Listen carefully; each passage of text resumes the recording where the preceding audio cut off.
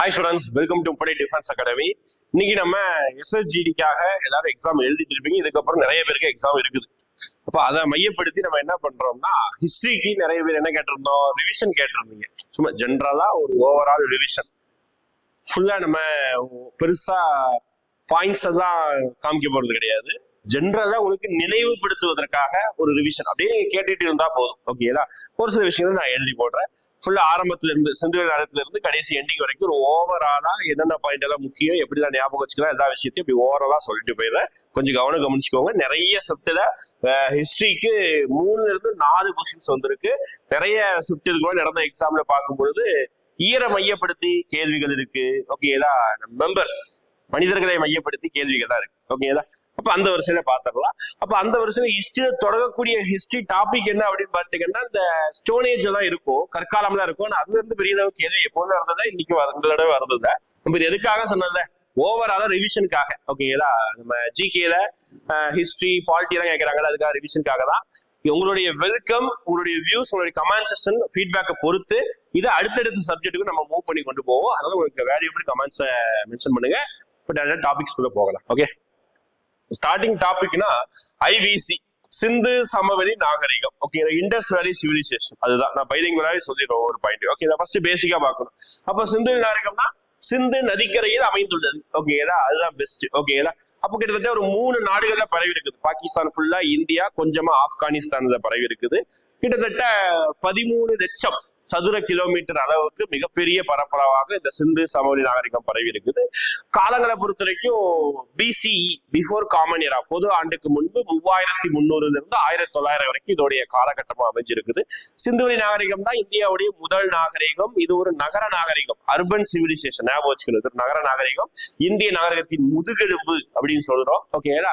அப்படியே ஆரம்பிச்சோம்னா இங்க சிந்துவெளி நாகரிகத்துல என்னெல்லாம் கிடைச்சது, எப்படி எல்லாம் இதை ஐடென்டிஃபை பண்றோம், இதோடைய கலாச்சாரம் என்ன பார்க்கணும். ஓகே, இங்க 6 நகரங்களும் 200க்கும் மேற்பட்ட கிராமங்களும் காணப்பட்டது. இந்த 6 நகரங்களை ஃபர்ஸ்ட் மெயினா படிச்சுக்கணும். ஓகேதா?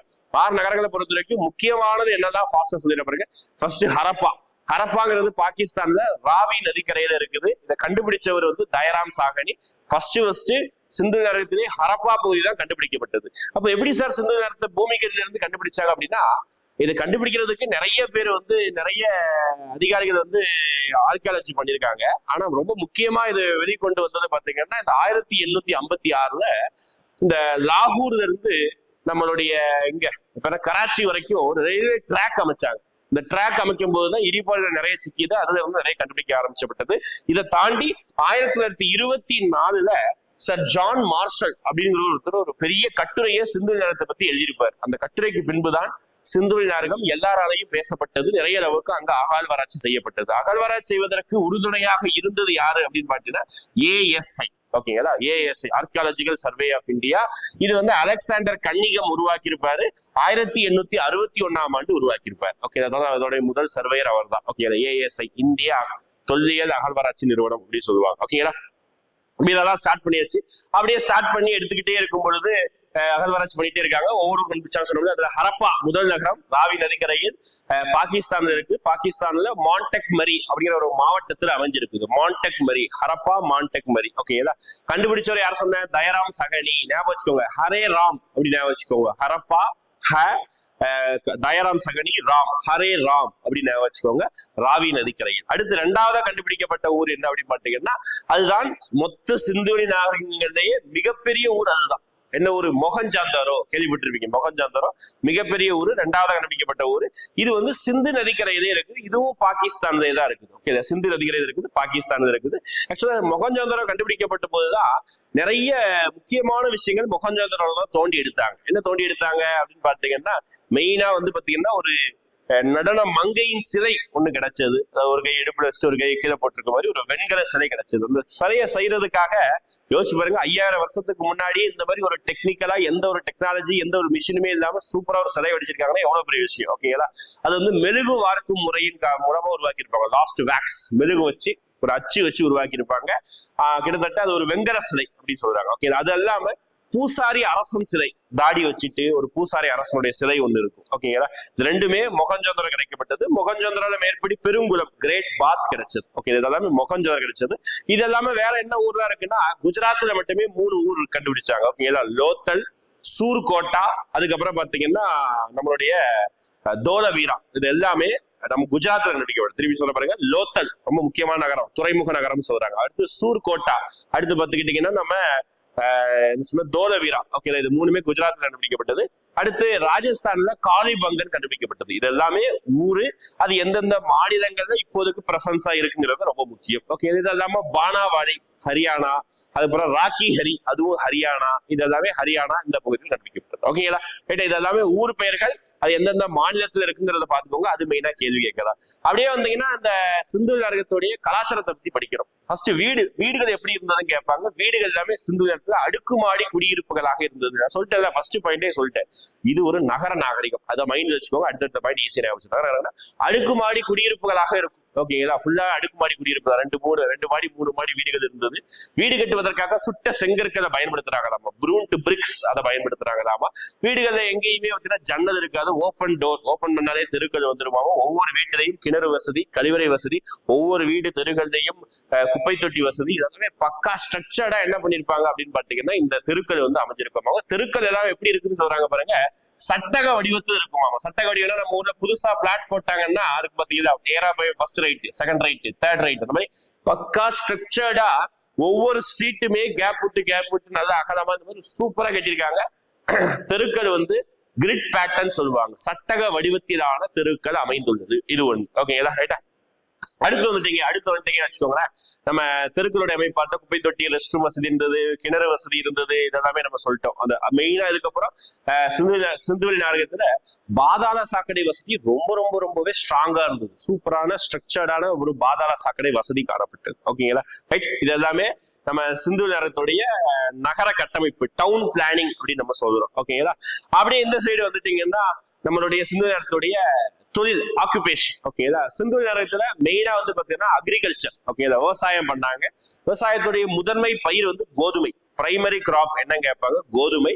அது அல்லாம நெல்லு.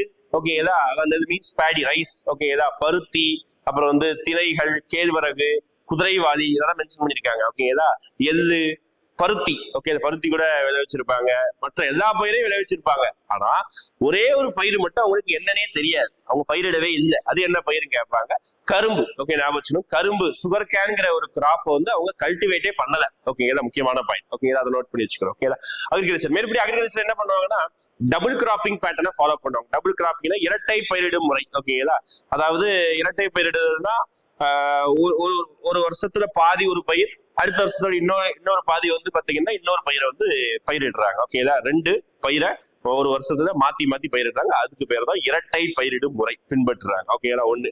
அடுத்து அதே அக்ரிகல்ச்சர் இது இல்லாம ஆடு, மாடு, கோழி, இந்த மாதிரி விலங்குகளையும் வளர்த்தாங்க. டொமஸ்டிகேஷன் ஆஃப் அனிமல்ஸ் அப்படின்னு சொல்றாங்க, அதையும் வளர்த்திருக்காங்க. ஓகேங்களா, இது எல்லாமே அவங்களுடைய ஆக்குபேஷன் இருக்கு. இது எல்லாமே வணிகம் பண்ணிருக்காங்க. ஓகே, வணிகத்தை பொறுத்த வரைக்கும் உள்நாட்டுக்குள்ளேயும் வெளிநாட்டுலயும் என்ன பண்ணிருக்காங்க, வணிகம் பண்ணிருக்காங்க. ஓகே, வெளிநாட்டுல வணிகம் பண்ணுவதற்கு மெயின் ஆதாரமே லோத்தல்ல துறைமுகம் இருக்கு பாத்தீங்களா, அதுதான் மெயின் ஆதாரம். ஓகேங்களா, இதெல்லாமே அவங்களுடைய வியாபாரமாக ஆக்குபேஷனா இருந்திருக்கு.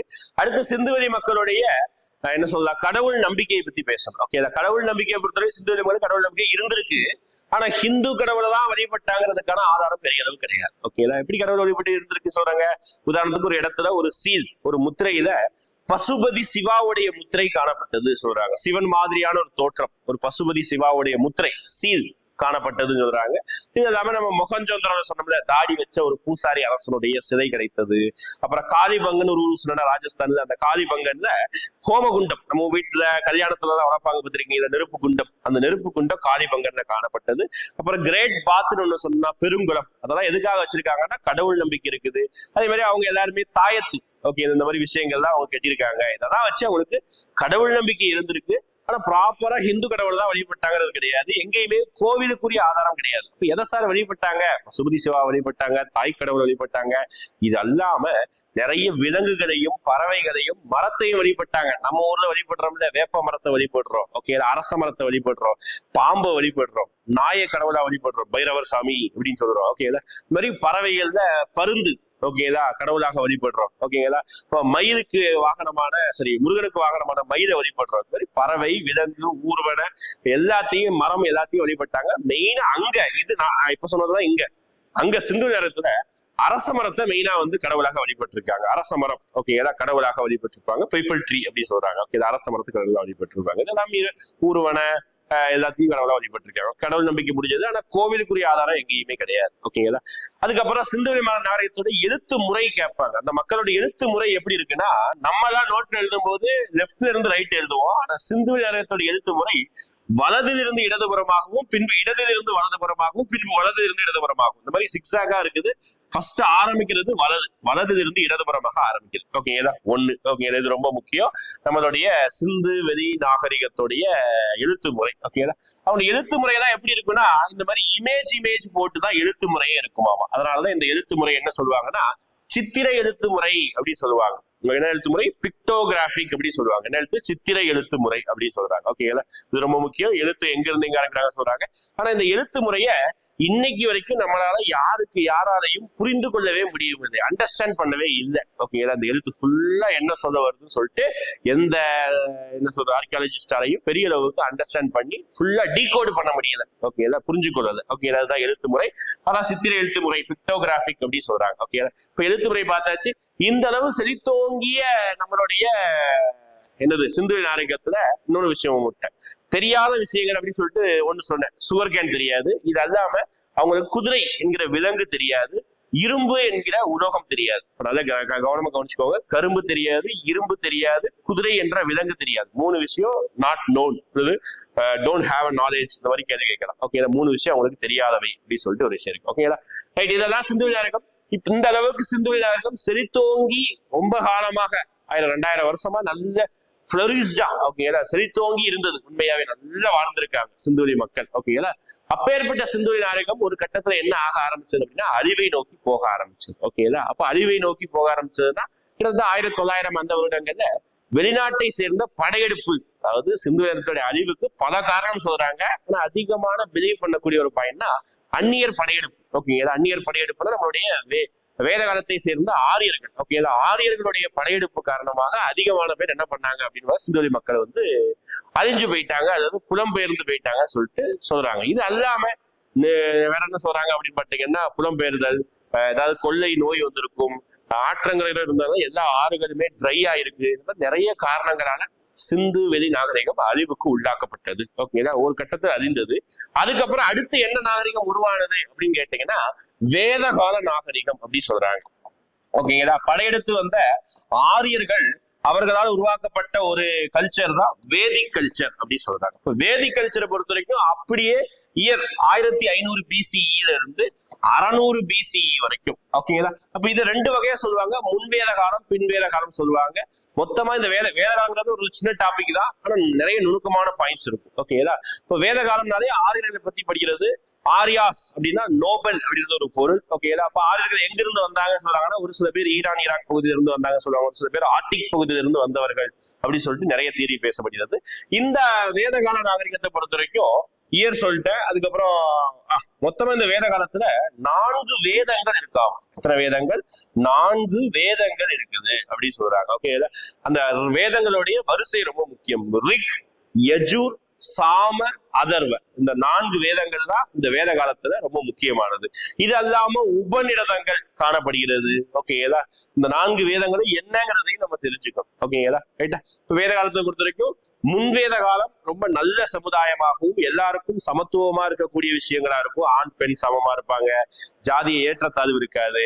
ஆனா காலங்கள் போக போக பின் வேத காலங்கள்ல மிகப்பெரிய அளவுக்கு என்ன நடக்கும் அப்படின்னு பார்த்தீங்கன்னா ஏற்றத்தாழ்வு நடக்கும். ஓகேங்களா, ஆண் பெண் சமத்துவமின்மை இல்லாம இருக்கும். பெண் வீட்டோட இருக்கப்படுவார், ஆண் மட்டுமே வெளியே போக ஆரம்பிக்கிறார். ஆண்களுக்கும் என்ன ஆகுது அப்படின்னா வர்ணாசிரம அடிப்படையில் 4ஆக பிரிக்கப்படுகிறது. பிராமணர்கள், சத்திரியர்கள், வைசியர்கள், சூத்திரர்கள் அப்படின்னு சொல்லிட்டு 4 பிரிவுகளாக பிரிக்கப்பட்டு கீழே இருக்கக்கூடிய சூத்திரர்களும் வைசியர்களும் ஒதுக்கப்படுகிறார்கள். அவர்களுக்கு சம உரிமை வழங்கப்படாமல், உதாரணத்துக்கு கடவுள் வழிபடுவதற்கான உரிமையோ, தெருக்கள் நடப்பதற்கான உரிமையோ, வியாபாரம் செய்ய நிறைய உரிமைகள் மறுக்கப்படுது.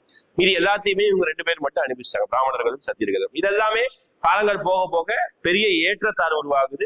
இந்த ஏற்றத்தாழ்வு அடுத்ததாக புதிதாக ஒரு மதம் உருவாவதற்கு காரணமாயிடுச்சு. ஓகேதா? இதுல வேற என்ன படிக்கணும்னா, இதுல 2 வார்த்தை முக்கியம். சபா, சமிதி, இப்படி 2 வார்த்தை முக்கியம். சபா என்பது மூத்தோர்களை கொண்ட அவை. ஓகேதா? எல்டர் பீப்புள் எல்லாருமே இருக்கக்கூடிய ஒரு அமைப்புக்கு பேர் சபா. சமிதி அப்படின்னு எடுத்துக்கிட்டீங்கன்னா அது ஃபுல்லாவே பார்த்துக்கிட்டீங்கன்னா எல்லாருமே அனைவரும் கலந்து கொள்ளக்கூடிய ஒரு அமைப்புக்கு பேர் தான் சமிதி அப்படின்னு சொல்றாங்க. ஓகேடா? இப்ப சபா, சமிதி முக்கியம்.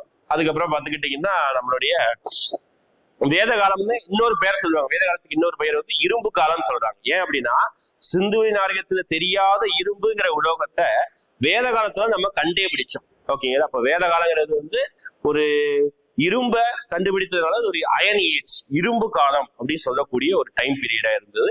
அப்படியே இந்த காலகட்டத்துல சமஸ்கிருத மொழி ரொம்ப ஆத்திகம் பெற்றது. சமஸ்கிருதம் தான் இந்த காலகட்டத்துல அதிகமாக பேசப்பட்டது, எல்லாத்துக்குமே அதுதான் பயன்பட்டது. ஓகேங்களா? அப்ப இந்த வர்ணாசிரமம், இந்த மாதிரி இன்இக்வாலிட்டி, இந்த காரணத்தினால அடுத்து அப்படியே கொஞ்சமா மூவ் ஆகி எங்க போகுது அப்படின்னா அடுத்த மதத்தை நோக்கி இந்த சொசைட்டி வந்து திங்க் பண்ண ஆரம்பிச்சாங்க. அதனாலதான் வேத காலத்தின் எதிர்ப்புகள் தான் அடுத்து ஒரு புதிதாக 2 மதம் உருவாவதற்கு காரணமாக இருந்தது. அதுதான் புத்த மதம், இன்னொன்னு சமண மதம். ஓகேங்களா? அப்ப 2மே கிட்டத்தட்ட சமகாலத்தை சேர்ந்ததுதான். ஆனா இதில் பழமையானது அப்படின்னு கேட்டாங்கன்னா சமண மதம் தான். ஓகேங்களா? ஜெயினிசம் தான். ஓகேங்களா? இப்ப புத்த மதம் பார்த்தீங்கன்னா சமண மதம் உருவானதுக்கு அப்புறம் தான் புத்த மதம் உருவானது. ஓகேங்களா? ஆனா 2மே சமகாலம் தான் சொல்லணும். அது எப்படிங்கிறத நான் சொல்றேன். ஓகேங்களா? ஃபர்ஸ்ட் சமண மதம் எடுத்துக்கிட்டீங்கன்னா சமண மதத்துல பேசிக்கான பாயிண்ட் படிக்கணும். சமண மதம், ஓகேங்களா, ஜெயினிசம்ங்கிற வார்த்தை ஓகேங்களா சமஸ்கிருதத்துல இருந்தா உருவாய செஞ்சிருக்கும். சமண மதத்தை தோற்றுவித்தவர் அப்படிங்கிறதே கிடையாது. ஆக்சுவலா சமண மதத்துல மொத்தம் ஒரு நாளைக்கு 24 மணி நேரம் மாதிரி 24 தீர்த்தங்காரர்கள் இருப்பாங்க. அந்த 24 தீர்த்தங்காரர்களாலதான் நமக்கு சமண மதமே உருவாயிருக்கும். ஓகேங்களா? அப்ப 24 பெயரையும் படிக்கணுமானா தேவை கிடையாது. ஓகேங்களா? முதல் தீர்த்தகாரர் யாரு, 23வது யாரு, 24வது யாரு தெரிஞ்சுக்கணும். முதல் தீர்த்தகாரரை பொறுத்த வரைக்கும் பாத்தீங்கன்னா நம்மளுடைய ரிஷபர். ஓகே, ரிஷபர் தான் முதல் தீர்த்தங்காரர். 23வது தீர்த்தங்காரர் பார்சுவநாதர். ஓகேங்களா? கடைசி தீர்த்தங்காரர் தான் ரொம்ப முக்கியம். அவரால் தான் சமண மதம் மிகவும் பிரபலம் அடைந்தது. என்னது? மகாவீரர். அவர் தான் கடைசி தீர்த்தங்காரர், மகாவீரர். ஓகேங்களா? ஞாபகம் வச்சுக்கணும். அப்போ 24 பேர்ல 3 பேர் ரொம்பவே முக்கியம். உதாரணத்துக்கு 22வது கூட ஒரு டைம் கேட்பாங்க, ஞாபகம் வச்சுக்கோங்க. 22வது தீர்த்தங்காரர் நேமிநாதர். ஓகேங்களா? 3-4 பேர் பேரை படிச்சு வச்சுக்கோங்க.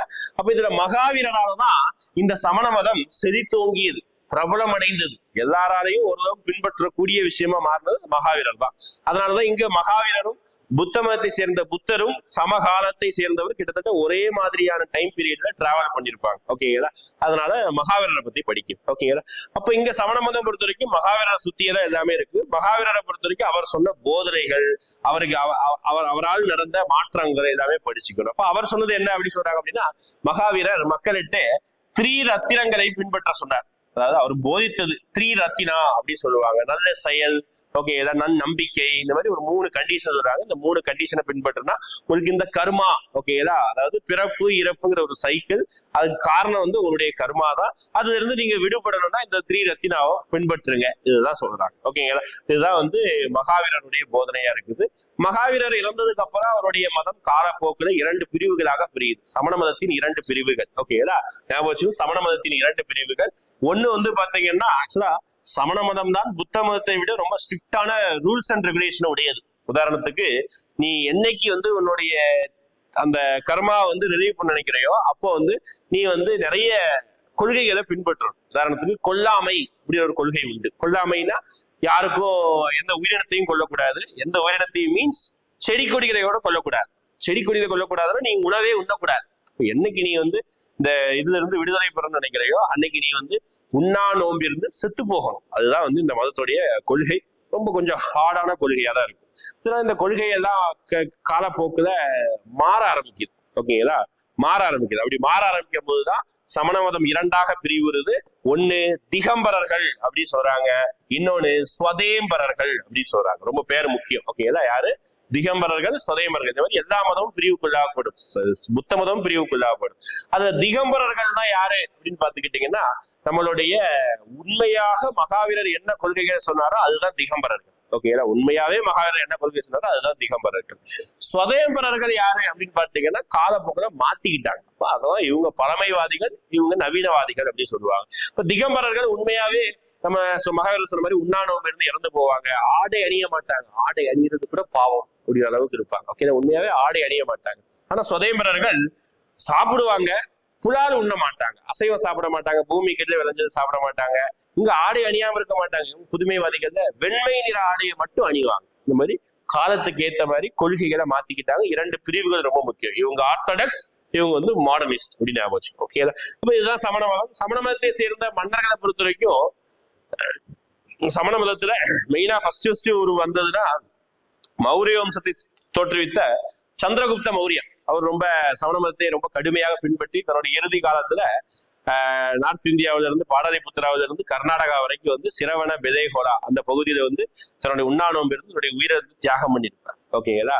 இப்போ இதெல்லாம் வந்து சமண மதத்துடைய பின்பற்றிய மன்னர்கள்ல ஒரு சில எக்ஸாம்பிள். அதே மாதிரி நான் சொன்ன இந்த சிரவண பெதேகோலா கர்நாடகாவில் மகாவீரருக்கு உயரமான ஒரு சிலை வைக்கப்பட்டுள்ளது. அந்த சிலைக்கு பேர் என்ன சொல்லுவாங்கன்னா பாகுபலி சிலை.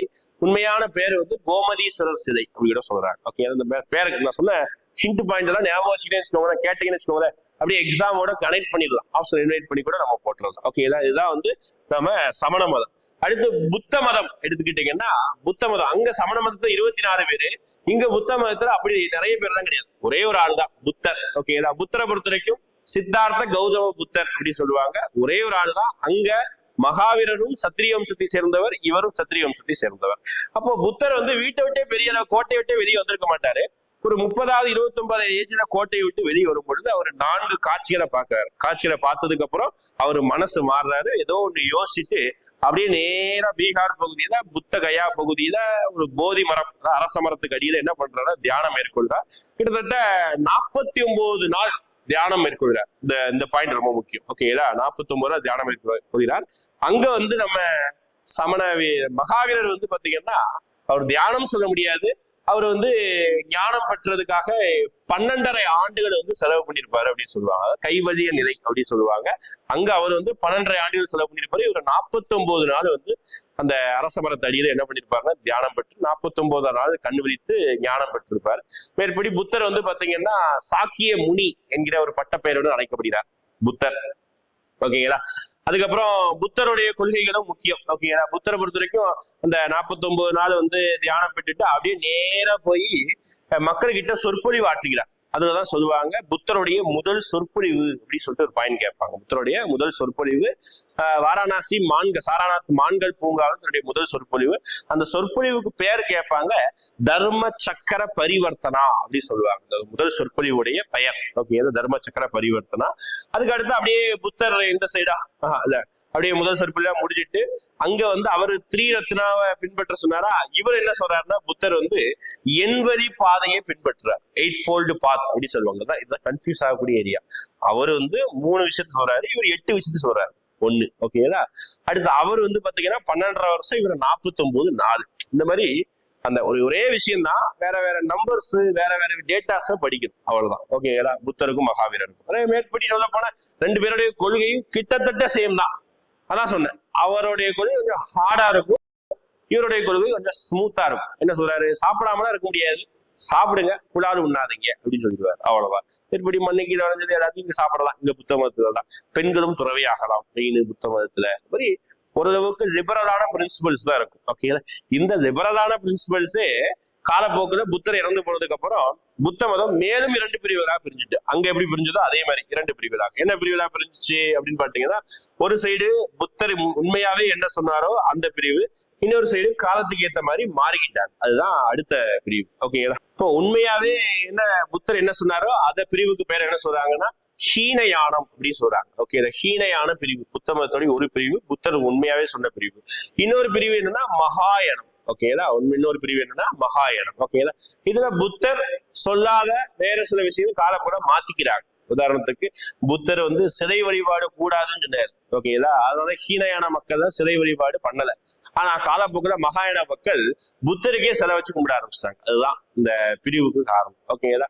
மேற்படி ஆக்சுவலா மகாயான பிரிவு வந்து பாத்தீங்கன்னா இந்த கனிஷ்கருடைய ஆட்சி காலத்துலதான் 2ஆக பிரிவு தான். இந்த பிரிவே வந்து கனிஷ்கருடைய ஆட்சி காலத்துல பிரியும். ஓகே, கனிஷ்கர் யாருன்னா புத்த மதத்தை பின்பற்றிய மன்னர்கள் இருப்பாங்கல்ல, அதுல ஃபேமஸ் ஆனவர் அசோகர், ஓகே, கனிஷ்கர், காலசோகர், இந்த மாதிரி நிறைய பேர் இருப்பாங்க. புத்த மதம் சமண மதத்தை விட மிகவும் நன்றாக பரவியது.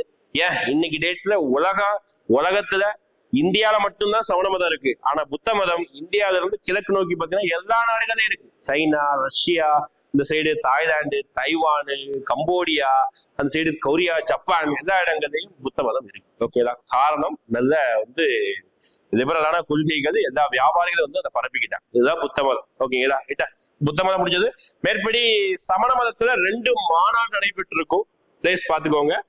நம்ம புத்த மதத்துல 4 மாநாடு நடைபெறும். ஓகேங்களா, 4 மாநாடு. ராஜகிரகம், பாடாலிபுத்திரா, அப்புறம் பாத்தீங்கன்னா வைசாலி, அப்புறம் காஷ்மீர். 4 இடத்துல 4 மன்னர்களால் 4 தலைவர்களால் நடத்தப்படுவது புத்த மதத்துடைய மாநாடுகள். ஓகேங்களா, ரைட்டா, இவ்வளவுதான் புத்த மதம். புத்த மதம் காலப்போக்கில் கொஞ்சம் வீழ்ச்சியும் அடையுது. திருப்பியும் ஹிந்து மதம் எழுச்சியும் பெறும். இதெல்லாம் இருக்கும். அப்போ அந்த டாபிக் இவ்வளவுதான். பேசிக்கான தகவல் சொல்லியிருக்கேன். நான் சொல்லக்கூடியது எல்லாமே ஒரு ஃபாஸ்ட் ரிவிஷன், நினைவுபடுத்துவதற்காக தான். நான் ஃபுல்லாத்தையுமே இந்த டாபிக்ல 360 டிகிரிக்கு ஆங்கிள் எல்லாத்தையுமே கவர் பண்றோங்கிறது கிடையாது. ஒரு நினைவுபடுத்துவதற்காக நீ ஏதாவது விட்டுருந்தாலோ அல்லது இதெல்லாம் நீங்க படிக்கணும், ஜஸ்ட் காதால கேட்டா போதுங்கிறதுக்காக தான் சொல்றேன். அடுத்த டாபிக் போயிடலாம்.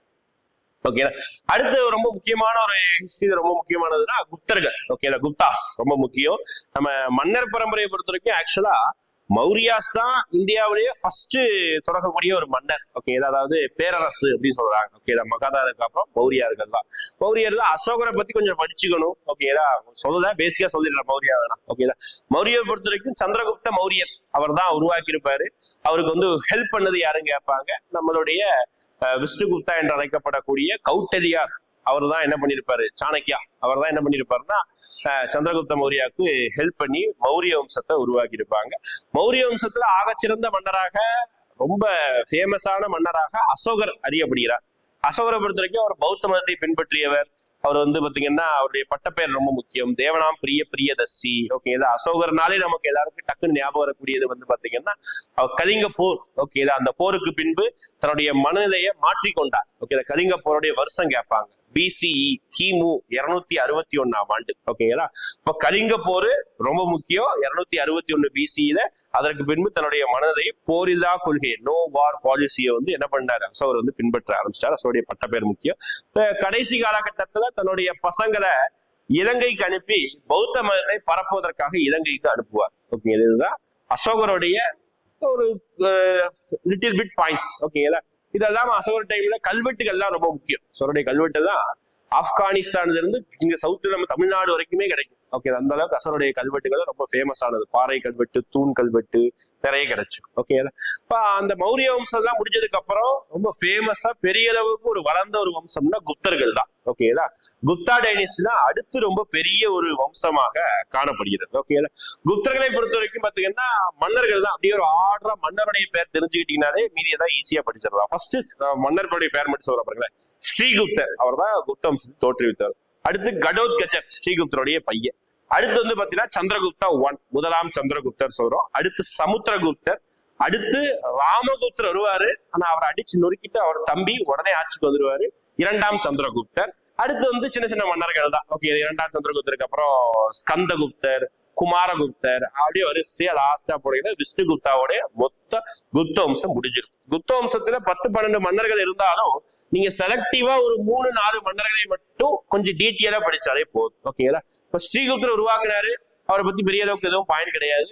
அடுத்து கடோத்கச்சர் அவருடைய பையன், அவரை பத்தி பெரிய அளவுக்கு பாயிண்ட் கிடையாது. அவங்க எல்லாம் நாணயத்தை மட்டும் வெளியிட்டு இருப்பாங்க. ஓகேங்களா, அடுத்து முதலாம் சந்திரகுப்தர் வருவார். அங்க இருந்துதான் பாயிண்ட் ஆரம்பிச்சு. ஓகேங்களா, முதலாம் சந்திரகுப்தர் இருந்தாலும் பாயிண்ட் ஆரம்பிக்கும். முதலாம் சந்திரகுப்தரை பற்றி கூறக்கூடிய கல்வெட்டு கேட்பாங்க, மெஹரூலி இரும்புத்தூண் கல்வெட்டு.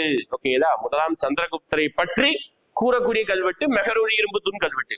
ஆனா அந்த மெஹரூலி இரும்புத்தூண் கல்வெட்டை கெட்டினது யாரும் கேட்டாங்கன்னா 2ஆம் சந்திரகுப்தர். ஓகேங்களா, கான்செப்ட் புரியுதா? ஓகேங்களா, முதலாம் சந்திரகுப்தரை பத்தி சொல்லுது, ஆனா அந்த கல்வெட்டை கெட்டினது தாத்தாவை பத்தி பேர புகழுக்காக கட்டியிருப்பாரு. ஓகேங்களா, அப்போ கல்வெட்டு முக்கியம். அது மாதிரி பட்டப்பேர் முக்கியம். முதலாம் சந்திரகுப்தருடைய பட்டப்பேர் கேட்பாங்க. என்ன பட்டப்பேர் அப்படின்னு பாத்தீங்கன்னா மகாராஜாதி ராஜா அல்லது மகா அதிராஜா அப்படின்னு சொல்லுவாங்க நம்ம முதலாம் சந்திரகுப்தருடைய பட்டப்பெயர். ஓகேங்களா. அடுத்து முதலாம் சந்திரகுப்தரை வரைக்கும் பெரிய அளவுக்கு போறதா பண்ணிருக்க மாட்டாரு. பக்கத்து நாட்டு இளவரசி கல்யாணம் பண்ணி நாட்டுடைய எதிரி விரிவாக்கம் பண்ணிருப்பாரு, ரொம்ப கஷ்டமே இல்லாம. ஓகேங்களா. பக்கத்து நாட்டு இளவரசினா யார் சொல்லுவாங்க அப்படின்னா குபேர நாகா, அவர் தான் பக்கத்து நாட்டுடைய இளவரசி. ஓகேங்களா. குபேர நாகா. ஓகேங்களா. அவங்கதான் என்ன பண்ணிருப்பாங்க அப்படின்னு பாத்தீங்கன்னா நம்ம மொத்த ராஜ்யத்தையும், அதாவது அவங்க ராஜ்யத்தை எடுத்துக்கிட்டு நாட்டுடைய எல்லை கொஞ்சமா விரிவாயிருக்கும். குபேர நாகா வந்து லிச்சாவி இளவரசி அப்படின்னு சொல்றாங்க. ஓகேங்களா. சரி, குபேர நாகான்னு சொல்லிட்டு குமாரதேவி. ஓகேங்களா. குமாரதேவி தான் முதலாம் சந்திரகுப்தர் கல்யாணம் பண்ண இளவரசி பெயரு லிச்சாவி இளவரசி. ஓகேங்களா. குமாரதேவி. அப்புறம் முதலாம் சந்திரகுப்தர் இறந்ததுக்கு அப்புறம் அவருடைய பையன் ஆட்சிக்கு வரா. பையன் அவரை விட ஆக திறமைசாலி. ஓகேங்களா. ஏகப்பட்ட விஷயம் கைப்பற்றி இருப்பான். குப்த வம்சத்துடைய எல்லை பரப்பு மிகப்பெரிய அளவு விரிவடைய காரணமே அவருடைய பையன் தான். ஓகேங்களா. அவர் தான் சமுத்திரகுப்தர். ஓகேங்களா. யாரு? சமுத்திரகுப்தர். ஓகேங்களா. அவரை பொறுத்த வரைக்கும் அவரை பற்றி கூறக்கூடிய கல்வெட்டு ரொம்ப முக்கியம். அலகாபாத் பாறை தூண், அலகாபாத் தூண் கல்வெட்டு அப்படின்னு சொல்லுவாங்க. அலகாபாத் தூண் கல்வெட்டு அலகாபாத் தூண் கல்வெட்டை பொறுத்த வரைக்கும் அதோட உண்மையான பெயர் கேட்பாங்க, பிரயாக பிரசித்தி. ஓகேங்களா. அதை எழுதியவர் ஹரிசேனர். 33 வரிகளையும் சமஸ்கிருத எழுத்து வடிவத்திலையும் காணப்பட்டது நம்மளுடைய அலகாபாத் தூண் கல்வெட்டு. சமுத்திரகுப்தா பத்தி சொல்லக்கூடியது. அடுத்து சமுத்திரகுப்தாவுடைய பட்டப்பெயர் அப்படின்னு பாக்குறோம். சமுத்திரகுப்தா பட்டப்பெயரை பொறுத்த வரைக்கும் அவரை வந்து விக்ரமாங்கா, அஸ்வமேத பராக்கிரமா, அடுத்து கவி ராஜா, அதுக்கப்புறம் பார்த்தீங்கன்னா இந்திய நெப்போலியன் என்ற பெயராக நம்ம அழைக்கிறோம். ஓகே. ஒவ்வொரு பட்டப்பெயருக்கு ஒரு ரீசன் வரும். நம்ம கல்வெட்டு பத்தி பேசியாச்சு. அடுத்து வந்து பாத்தீங்கன்னா அதே சமுத்திரகுப்தா வந்து அப்பா மாதிரி கிடையாது, அப்பா சந்திரகுப்தா ஒன் மாதிரி கிடையாது. இவர் வந்து உண்மையாவே இறங்கி என்ன பண்ணிருப்பாங்க, நிறைய இடத்தை கைப்பற்றிருப்பார். உதாரணத்துக்கு தட்சிண பாத படையெடுப்பை நிகழ்த்தி 12 மன்னர்களை தோற்கடித்திருப்பார். அங்க இருந்து அப்படியே சவுத் இந்தியா நோக்கி படையெடுத்து, உதாரணத்துக்கு பாடாலிபுத்திரா குப்தர்களுடைய கேபிட்டல், அங்க இருந்து காஞ்சிபுரம் வரைக்கும் வந்து படையெடுத்திருப்பாரு. காஞ்சிபுரத்துல விஷ்ணுகோபன். ஓகேங்களா. அவரை தோற்கடிச்சு என்ன பண்ணிருப்பாரு, காஞ்சிபுரம் வரைக்கும் கைப்பற்றிருப்பாரு சமுத்திரகுப்தா. ஓகேங்களா. இது இல்லாம சமுத்திரகுப்தா வந்து பாத்தீங்கன்னா அவருடைய சமகால மன்னரான இலங்கையை சேர்ந்த ஸ்ரீ மேகவர்மனுக்கு ஒரு சின்ன உதவி பண்ணிருப்பாரு. ஒரு உதவி கிடையாது, அந்த ஒரு மரம் கிளை கேட்டிருப்பாரு போதி மரத்துல இருந்து. அதுதான் சமகால மன்னர் மேகவர்மன். ஞாபகம் வச்சுக்கோங்க சமுத்திரகுப்தா பொறுத்த வரைக்கும். ஓகேங்களா. பெருபடி சமுத்திரகுப்தா பத்தி எதுவும் கிடையாது, படையெடுப்பு ரொம்ப ஃபேமஸ் ஆனது. ஞாபகம் வச்சுக்கணும். எல்லை பரப்பு நீண்டமா விரிவாக்கம் செஞ்சிருக்காரு. அடுத்து சமுத்திரகுப்தா இறந்ததுக்கு அப்புறம் அவருடைய மூத்த மகன் ராமகுப்தா தான் மன்னர் ஆகிறாரு. ஆனா ராமகுப்தா நிறைய பிரச்சனைகளை மாட்டிக்கொண்டதுனால, அண்ணன் தம்பிக்கு சண்டை ஏற்பட்டதுனால இரண்டாம் சந்திரகுப்தர் ராமகுப்தாவை தோற்கடித்து இரண்டாம் சந்திரகுப்தர் சீக்கிரமா மன்னர் ஆகிறார். இரண்டாம் சந்திரகுப்தரை பொறுத்த வரைக்கும் பட்டப்பேர் நிறைய பட்டப்பேர் இருக்கும். 7 பட்டப்பேர் உண்டு. ஓகேங்களா. அதுல வந்து முக்கியமானதா சொல்ல போனா விக்ரமாதித்யா, தேவஸ்ரீ, தேவகுப்தர், ஓகேங்களா, சிம்ம சந்திரர், நரேந்திர சிம்மர், நரேந்திர சந்திரர், இந்த மாதிரி நிறைய பேர் மாதிரியே இருக்கும். மாத்தி போட்டுக்குவாங்க. அது மாதிரி குப்த வம்சத்துல அதே மாதிரி நம்ம இரண்டாம் சந்திரகுப்தர் தான் குப்தர்களுடைய பரம்பரை எதிரியான சாகர்களை தோற்கடித்திருப்பார். அதனால இவருக்கு இன்னொரு பட்ட பெயர் சாகரி அப்படின்னு ஒரு பட்ட பெயரே உண்டு நம்ம இரண்டாம் சந்திரகுப்தருக்கு. ஓகே. இரண்டாம் சந்திரகுப்தருடைய கல்வெட்டை பொறுத்த வரைக்கும் உதயகிரி, சாஞ்சி கல்வெட்டு, உதயகிரி மற்றும் சாஞ்சி கல்வெட்டு இரண்டாம் சந்திரகுப்தரை பற்றிய ஒரு கல்வெட்டு. ஓகேங்களா. அடுத்து அப்படியே நம்ம இரண்டாம் சந்திரகுப்தருடைய படையெடுப்புகளை தாண்டி இரண்டாம் சந்திரகுப்தர் பெரிய படையெடுப்பு எடுத்திருக்க மாட்டாரு. ஏன் அப்படின்னா அவருடைய எல்லை பரப்பே வந்து பாத்தீங்கன்னா அப்பாவே நிறைய பகுதியில எடுத்து கைப்பற்றி இருப்பாரு. அதை சூப்பரா மெயின்டைன் பண்ணுவார். நிர்வாகத்துல இரண்டாம் சந்திரகுப்தரை அடிச்சுக்க ஆள் கிடையாது, அந்த அளவுக்கு சூப்பரா பண்ணிருப்பாரு. ஏன் அப்படின்னா இரண்டாம் சந்திரகுப்தருடைய ஆட்சி காலத்துலதான் நவரத்தின அமைச்சரவை அப்படின்னு சொல்லிட்டு ஒரு அமைச்சரவையை உருவாக்கி இருப்பாரு. என்ன அமைச்சரவை? நவரத்தின அமைச்சரவை. அதாவது 9 நவம்னா நம்ம சொல்லுவோம்ல 9ன்னு அர்த்தம். அந்த 9 அமைச்சர்களை சேர்ந்த ஒரு அமைச்சரை உருவாக்கி இருப்பாரு. அதுதான் நவரத்தின அமைச்சரவை. அந்த 9 அமைச்சர்களும் 9 பேரும் ஒவ்வொரு துறையில ஆக சிறந்தவர்கள். உதாரணத்துக்கு அந்த 9 பேர் யாரெல்லாம் பாருங்க, காளிதாசர், ஹரிசேனர், விட்டல் பட்டர், அதுக்கப்புறம் தன்வந்திரி, இந்த மாதிரி எல்லாருமே ஆக சிறந்த நபர்கள் தான் இவர் வந்து கூட வச்சிருந்தாரு. நல்ல கலை, இலக்கியம், கலாச்சாரம் எல்லாமே செழித்தோங்கியது இரண்டாம் சந்திரகுப்தர் காலத்துல. ஓகேங்களா.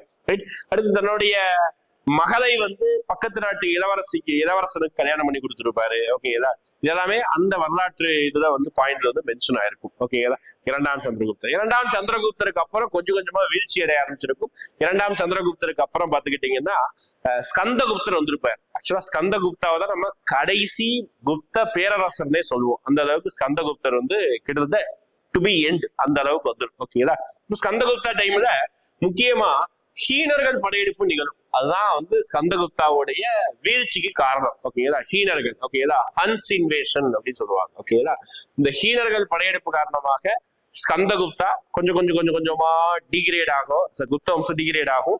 ஒரு கட்டத்துல ஸ்கந்தகுப்தா வந்து இறந்து போனதுக்கு அப்புறம் அடுத்தடுத்து வந்தவங்க பெரிய அளவுக்கு எஃபிஷியண்டா இருக்க மாட்டாங்க. ஓகே, சின்ன சின்ன சொல்லக்கூடிய அளவுக்கு சின்ன சின்ன பாயிண்ட் இருக்கு. உதாரணத்துக்கு குமாரகுப்தர், ஸ்கந்தகுப்தாவுக்கு பின்னாடி வந்தா குமாரகுப்தர் பாத்துக்கிட்டீங்கன்னா நாலந்தா பல்கலைக்கழகத்தை கட்டியிருப்பாரு. என்ன பல்கலைக்கழகம்? நாலந்தா பல்கலைக்கழகம். ஓகேதா, அந்த பல்கலைக்கழகத்தை என்ன பண்ணிருப்பாரு? கட்டி சூப்பரா வந்து இந்த பல்கலைக்கழகம் இன்னைக்கு வரைக்கும் பெயர் போன அளவுக்கு இருக்க காரணம் வந்து இந்த பல்கலைக்கழகம் தான், நாலந்தா பல்கலைக்கழகம். ஓகேதா, கட்டியது குமாரகுப்தர். ஓகேதா, அப்படியே லாஸ்டா வந்தோம்னா விஷ்ணுகுப்தர் கடைசி குப்த அரசராக அறிவிக்கப்படுகிறார். ஓகே, இதுதான் மொத்த குப்த வம்சத்தோடைய ஆர்டர், மன்னர்கள் என்னதான் பண்ணாங்க சொல்லிட்டு. இதை தாண்டி குப்த வம்சத்துல சின்ன சின்ன உதாரணத்துக்கு இரண்டாம் சந்திரகுப்தர் தான் குப்த வம்சத்திலே முதல் முறையாக வெள்ளி நாணயத்தை வெளியிட்டு இருப்பார். இரண்டாம் சந்திரகுப்தர் தான் குப்த வம்சத்திலே வெள்ளி நாணயத்தை வெளியிட்டது.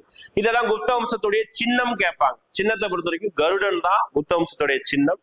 குப்த வம்சத்துடைய அலுவலக மொழி சமஸ்கிருதம். ஓகேங்களா, குப்த வம்சத்துடைய நிர்வாகத்துல பாத்தீங்கன்னா அதிகாரிகள் பெயர், வரிகள் பெயர், அப்புறம் நிலத்துடைய பெயர், இதெல்லாமே படிச்சுக்கணும். ஓகேங்களா, அதெல்லாம் கொஞ்சம் பேசிக்கா நான் சொல்றேன். அதாவது நிலத்தை பொறுத்த வரைக்கும் 5 வகையா பிடிச்சிருப்பாங்க. சேஸ்திரா விவசாய நிலம், ஞாபகம் வச்சுக்கோங்க. சேஸ்திரா விவசாய நிலம், கிலா தரிசு நிலம், அதுக்கப்புறம் பாத்தீங்கன்னா கபத சரகா மேய்ச்சல் நிலம், அப்புறம் வந்து அப்ரகதா வன நிலம், வஸ்தி குடியிருப்பு நிலம். இது 5 நிலம். வரிகள் ரொம்ப முக்கியம். வரிகளை பொறுத்த வரைக்கும் காரா, காரா அப்படின்னா வந்து கிராம மக்கள் மீதான வரி. ஓகேங்களா, சுல்கா அப்படின்னா சுங்க வரி, ஹிரண்யா அப்படின்னா தங்கத்தின் மீதான வரி. ஓகேங்களா, பாகா, போகா, பலி, இந்த மாதிரியான இதர பிற வரிகளும் இருக்கும். ஓகேங்களா, அதுக்கப்புறம் பாத்தீங்கன்னா குப்த வம்சத்துல அதிகாரிகளை பொறுத்த வரைக்கும் பாத்தீங்கன்னா உயர் அதிகாரிகளுடைய பெயர் என்ன சொல்லுவாங்கன்னா தண்டநாயக்கா, மகா தண்டநாயக்கா அப்படி என்று அழைக்கப்படுகிறார்கள். அதுக்கப்புறம் குப்த வம்சத்துடைய மாகாணங்கள் பாத்தீங்கன்னா புக்தி என்று அழைக்கப்படுகிறது. குப்த வம்சத்துடைய மாகாணங்கள் புக்தி. ஓகே, BHU, புக்தி என்று அழைக்கப்படுகிறது. இந்த புக்தியோடைய ஹெட் என்ன சொல்லுவாங்கன்னா உபரிகா அப்படி சொல்லுவாங்க. புக்தியோடைய ஹெட் வந்து என்னது? உபரிகா அப்படின்னு சொல்றாங்க. ஓகேங்களா, இதெல்லாமே குப்த வம்சத்துல முக்கியமான பாயிண்ட்ஸ ஓரளவு கோர்வையா சொல்லியிருக்கோம். ரொம்ப முக்கியம் தான் குப்தாஸ் டாபிக். அப்படியே குப்தாஸ் டாபிக் இருந்து அடுத்த டாபிக் வந்தோம்னா குப்தர்களுக்கும் அடுத்த ஒரு பெரிய டாபிக் டெல்லி சுல்தான். அதுக்கு இடையில ஒரு 500 வருஷம் வரலாறு இருக்கும். ஆனா அது பெரிய அளவுக்கு சுவடுகள் பாயிண்ட்ஸ் எல்லாம் இருக்காது. அந்த டைம்ல தான் ஹர்ஷர் இது போன்ற மன்னர்களுடைய சோர்ஸ் இருக்கும். ஓகேங்களா, அடுத்து ரொம்ப பெரிய ஒரு வம்சம்னா என்ன அப்படின்னு கேட்டீங்கன்னா டெல்லி சுல்தான். ரொம்ப முக்கியமான ஒரு பாயிண்ட் தான். ஓகேங்களா, டெல்லி சுல்தானை பொறுத்த வரைக்கும் ஒரு 300 வருஷம் ரூல் பண்ணிருப்பாங்க. 1206 இருந்து 1527 வரைக்கும் ரூல் பண்ணிருப்பாங்க.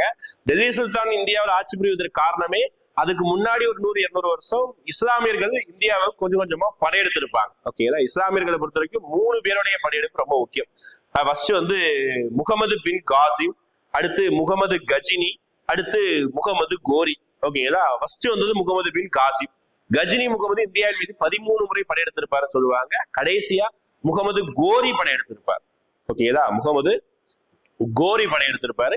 அதோடைய படைத்தளபதி அவருடைய அடிமைதான் டெல்லி சுல்தான் உருவாக்குறாரு. ஓகேங்களா, இப்ப டெல்லி சுல்தானை பொறுத்த வரைக்கும் மொத்தமா 5 வம்சம் இருக்கு. டெல்லி சுல்தான எத்தனை வம்சம் இருக்கு? 5 வம்சம் இருக்கு. ஓகேங்களா, 5 வம்சத்தை பொறுத்த வரைக்கும் பாத்தீங்கன்னா அடிமை வம்சம், கில்ஜி வம்சம், துக்ளக் வம்சம், சயது வம்சம், லோடி வம்சம். வருஷம் நல்லா ஞாபகம் வச்சுக்கோங்க. அடிமை வம்சம், கில்ஜி வம்சம், துக்ளக் வம்சம், சயது வம்சம், லோடி வம்சம். இதுக்கு ஷார்ட்கட்டே இருக்கும். அடிச்சு கிழிச்சு துவைச்சு சைட்ல லோடு ஏத்துங்க. அந்த மாதிரி ஷார்ட்கட் ஞாபகம் வச்சுக்கோங்க.